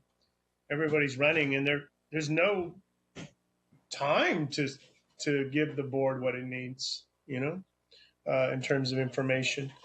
I do think maybe on the consent items, Pat, or the items, what is it? We're talking about how there's a good relationship between how long the board spends on an agenda item. Yeah. So, maybe that's a function for another retreat where you look at certain items. The management training would talk about pain points, right? What are the pain points? Because there are certain items that board members just disagree with that are, the superintendent needs approved. So maybe that could come, when we have a retreat with the superintendent, say, look, use examples in the retreat, right? Like use examples of this point that this took a lot of time. Now, why did it take a lot of time? Now, there was the suggestion earlier about more one-on-ones, but whatever, whether that would take care of it or not. But there are just things that people disagree with, right? That superintendents would naturally put on consent, right? I don't know how to say that anymore, right? It's just our political, our philosophical points of view.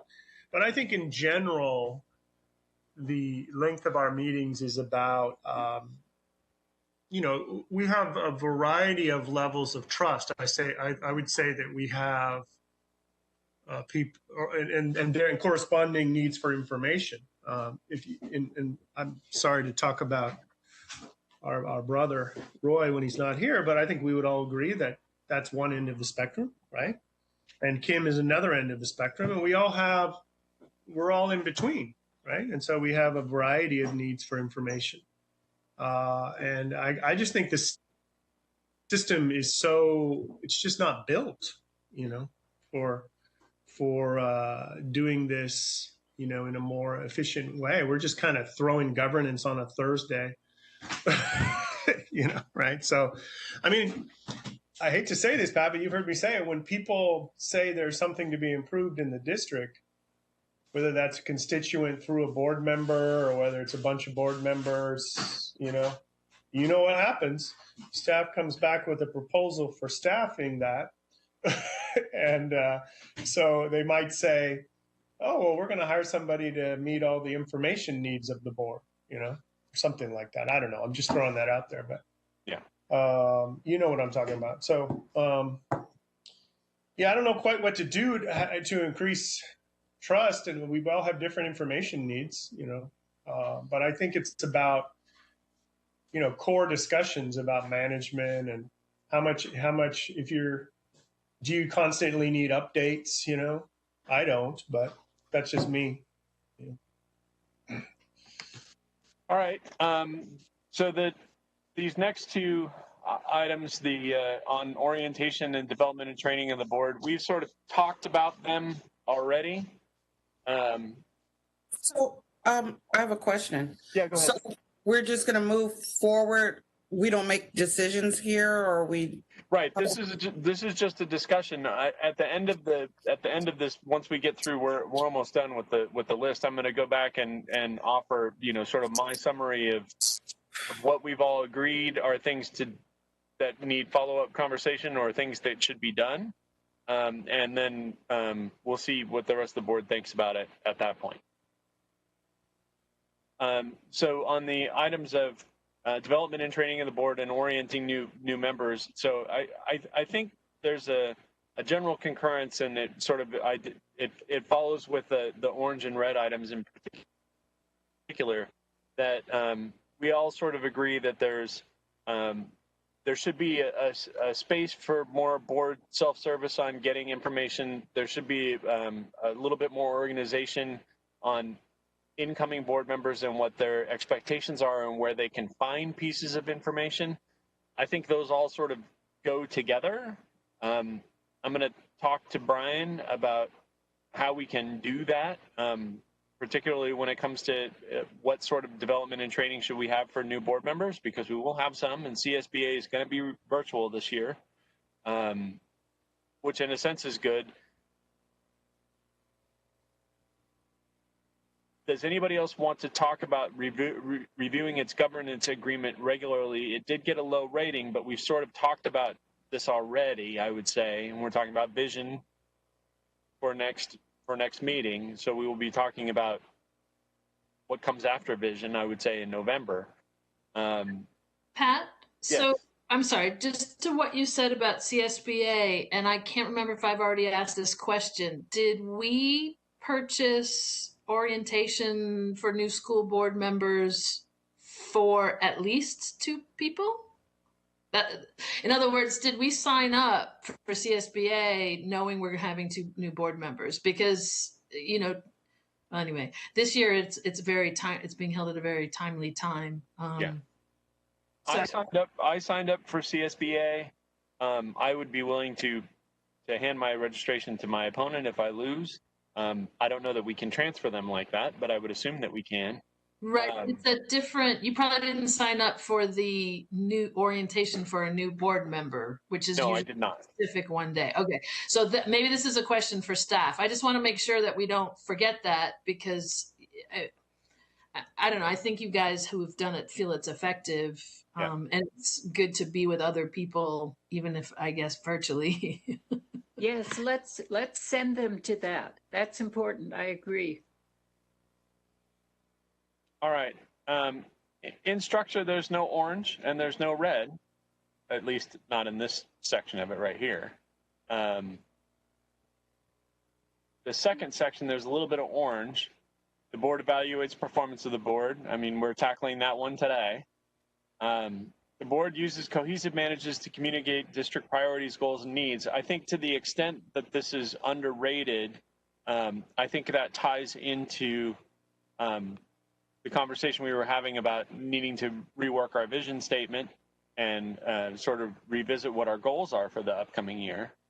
So I think we've mostly covered that item already. So if anybody has any of these last few topics that they would like to talk about, I'm happy to do so. Otherwise, I was going to go back and revisit sort of deliverables out of this conversation. Okay. Everybody feel okay with moving on to deliverables? Yes. Yes. Okay. Yes. All right. So what I made a list of was talking about district priorities and district vision. We will be doing vision in the October meeting. Revisiting our protocols. I think we should put that on the schedule or the governance calendar, if you want to call it that, Kim. For when the new board members are present, but I think as homework, the existing board members should go through and review their read of the existing protocols, and if you have comments, concerns, questions on individual protocols, you should write them down and send them to Diane so that we can start pre-compiling, from the existing board, those who have concerns about protocols, what those concerns are, so we'll have a place to start that conversation when we get there. So I would assign that as homework for the whole board. When it comes to information requests, I think it'll be a good conversation for ELT, and after the ELT conversation, I will follow up with the superintendent and TJ about what we can implement even before new board members come on. Some of the things that I think are easy. It's just a matter of creating a structure on the Google Drive and starting to put information in it. But I'm not going to get ahead of myself. Diane said she's going to put that on the ELT meeting agenda, and I will follow up on it after that point. When it comes to feedback from the superintendent, I'm going to talk to the superintendent about building sort of an instrument for his assessment of how useful or effective he thinks the board is. I will take into account his feelings about where and when he feels it's appropriate to. I'll make some suggestions, and if there's some of them that he doesn't feel like he should be weighing in on, I'm happy to take those off. But he and I can have that conversation. Pat, can I make a suggestion? I would encourage everybody Pat, to try and, yes. Can I make a suggestion? Sure. That conversation with the superintendent. Can you use sort of what some of the things that we have here where it's a challenge for us to respond to without receiving input from him? Yeah, that was going to be my focus. That's the And plan. the other thing one of the other things I was going to ask him is to review this document, and if he felt like the board was fooling itself on some of these items, like areas where we got blue or dark blue or even green, where he says, no, really, I think the board needs to work on that a little bit more. To the extent that he feels comfortable sharing that information with me individually, I'm interested in that. So I was going to have that conversation with him. I will encourage all of us to try and schedule some sort of one-on-one with the superintendent between now and November. Just sort of because some of this does seem to me that board members have concerns about the full board, that maybe they should at least ask the superintendent if the superintendent sees problems that they think exist. Because some of that I think seems to be a disjoint between us thinking Brian's being directed improperly or directed in ways that Brian is not worried about, and we should take that into account.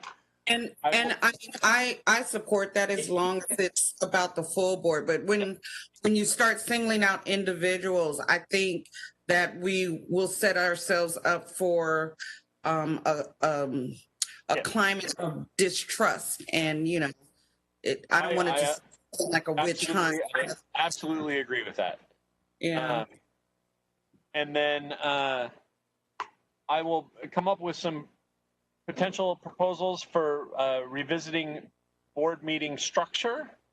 And I will bring those forward to the full board in October. Like, do we want to discuss having, putting more, do we want to have a 2-question limit on consent? Do we want to have, time limits on certain sorts of items?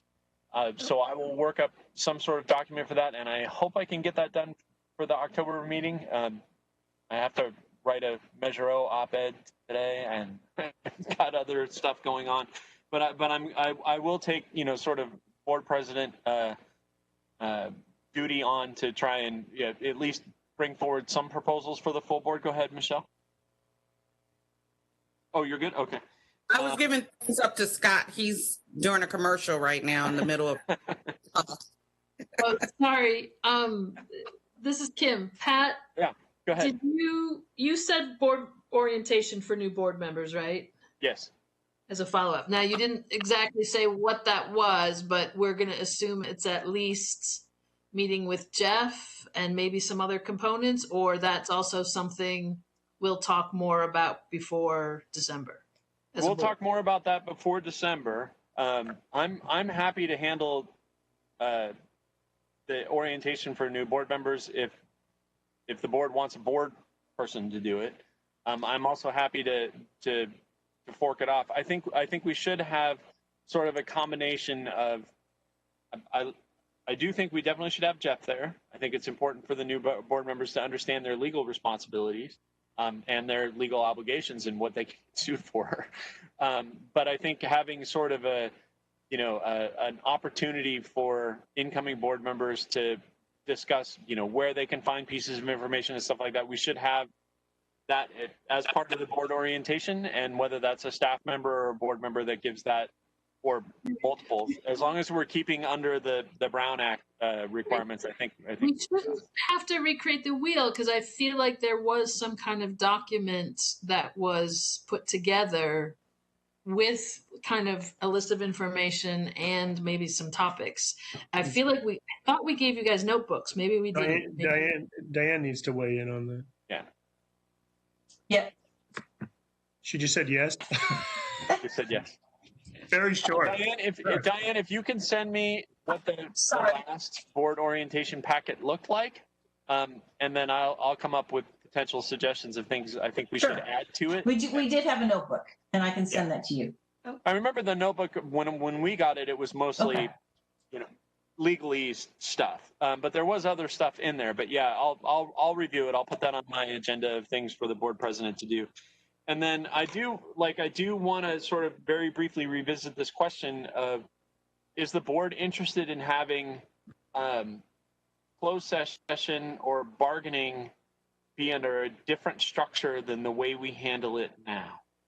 And I didn't get a good sense of what people. I mean, Kim offered the suggestion that we should have, sort of like a big bargaining issues meeting and then updates, which I think is certainly something to consider.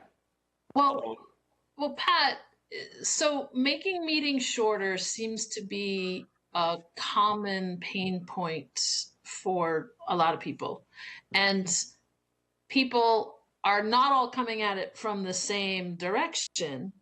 And so it almost, in other words, it feels like a discrete piece of work that some of us should get together, or that we should. I mean, I feel like this is a follow-up, that it's not just you putting something on paper, but it's actually either a conversation or some subgroup of us just getting together and saying, well, let's list everything, but then we'll come back to the full board, and we can kind of take each suggestion and say yes or no, or try some on and see how they go. Because I think we've tried a lot of different things in the past, and trying things on, because we can't always foresee what new problems trying something different will bring up.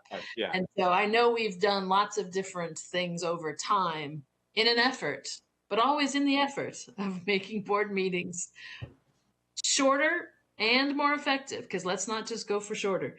But one thing I didn't hear you say in your list was the idea of having a quick how to find something 5 minutes at each board meeting. Was that something that wasn't a good idea for everyone? I just think I think that is a good idea, and I think that's something that we should implement. But I think we should decide first what constitutes the training package, and then how we implement that would be, yeah. Well, yeah, and I was seeing it as much for the public. Yeah. To Michelle's question about, it's not just us who want to find things, constituents do, and then they use us. But if it's out there for everyone, then that can also be decreased. Yeah. Scott, did you have a? Yeah, I'm willing to have a separate closed, your idea, Pat, so that we can not rushed and closed. I'm willing to have a separate close. Now, what I'm not willing to do is to have the need for, updates. I think one of the reasons that we're rushed for time in our meetings, in closed go, we don't have enough time to discuss. Is it? I don't. So I'm willing to have those, but not like have them every couple of weeks, so that I don't have the need for like updates all the time. So I'm perfectly willing to have a deeper, a time where you have more time to do, deeper conversation on negotiations and on closed items. But in terms of, having to have updates all the time, that's where I would. That's my balancing anyway. Okay. In the ideal world, bargaining will only last a month or so. Well, let me get Michelle and then Elizabeth. Michelle had her hand up first. Go ahead, Michelle.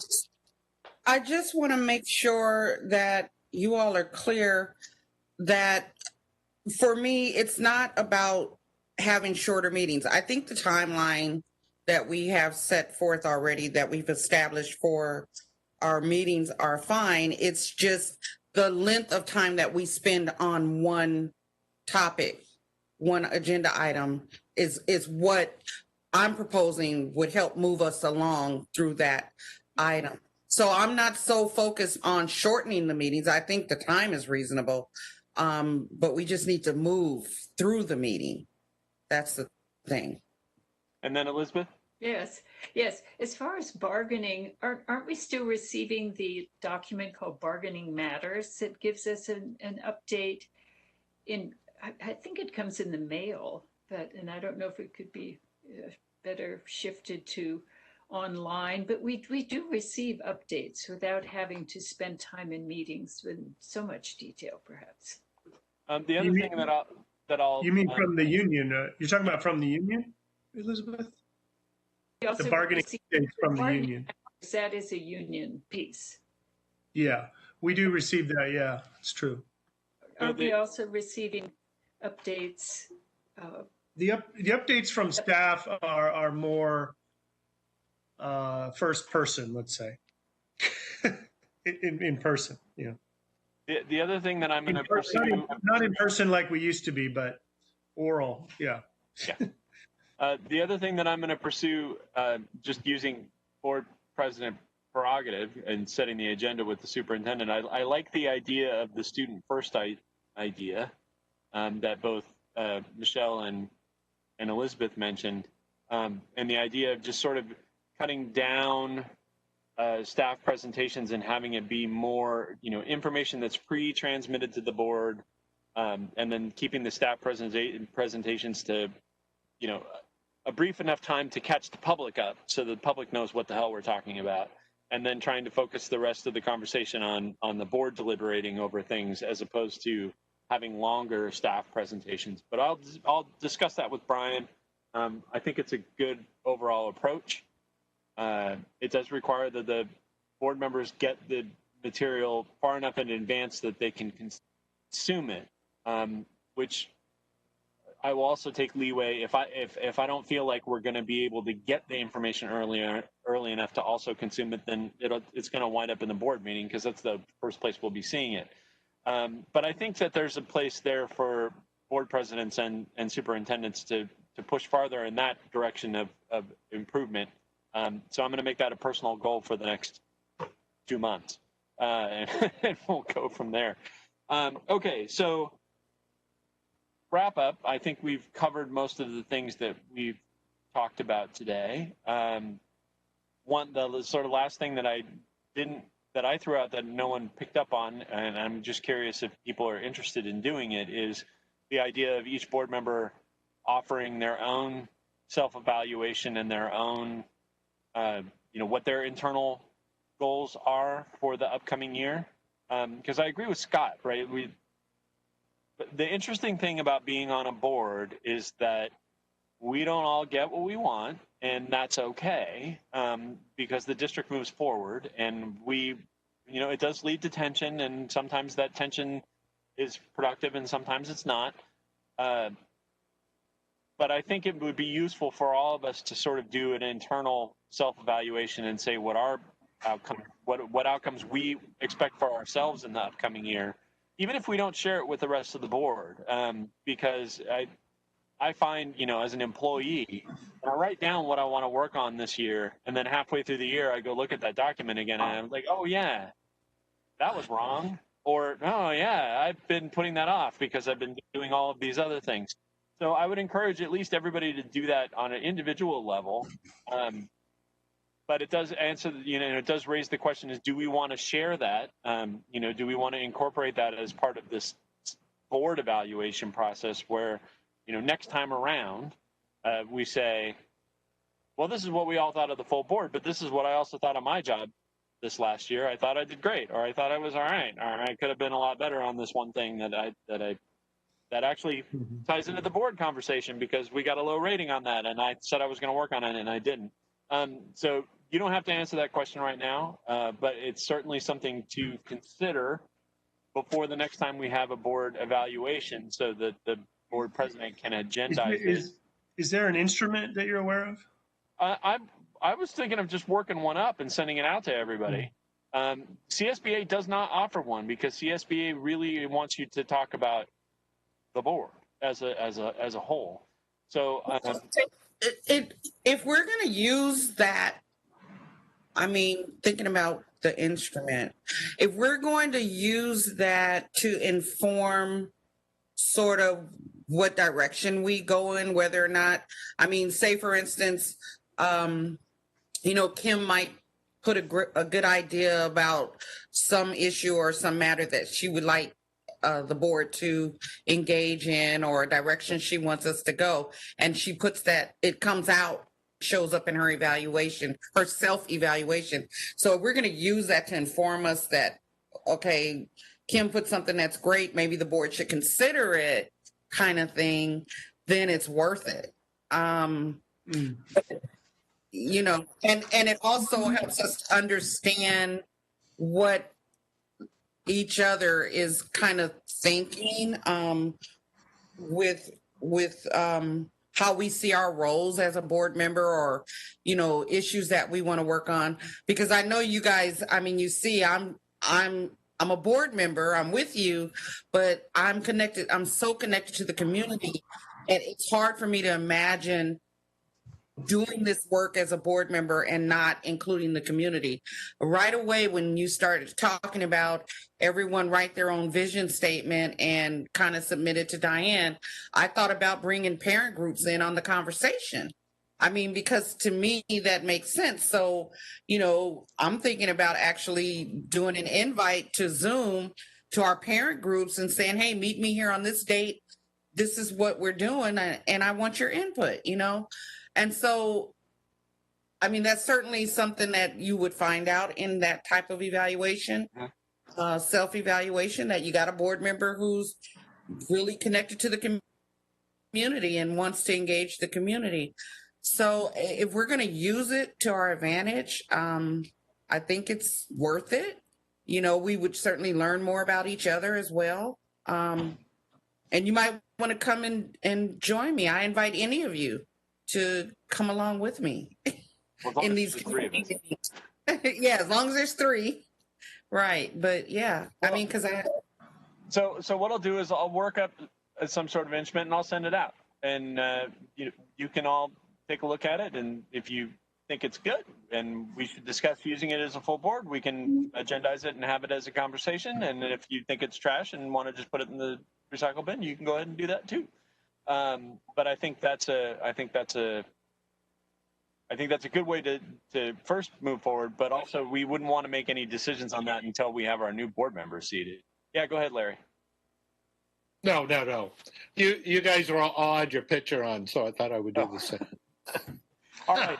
I think we have. It's nice to see you. Larry, Pat, I want to tell you that staff thinks Larry has the best framing, the best visual framing. That's Beth's point of view. So, Larry, you're looking good. Well, I appreciate it. So Beth gave me like a C- or D+. So, yeah. You need a more consistent background, Scott. You got weird lighting issues going on there. Yeah. I think I figured out the lighting in my position, but my background is so industrial that I don't know that I'm going to rank high in Beth's book. Anyway, thank you all. Happy Saturday. I hope you enjoy the rest of your weekend, and we'll see you all at the next board meeting. Yeah. Pat, great job. Thank you. This was a really good discussion. Thank you. So anyway, just wanted to say guys. Thanks. All right, see you later. Bye, staff. Great job, Pat. Bye. Thanks, Diane. Thanks, Dad. Thanks, Pat. Bye.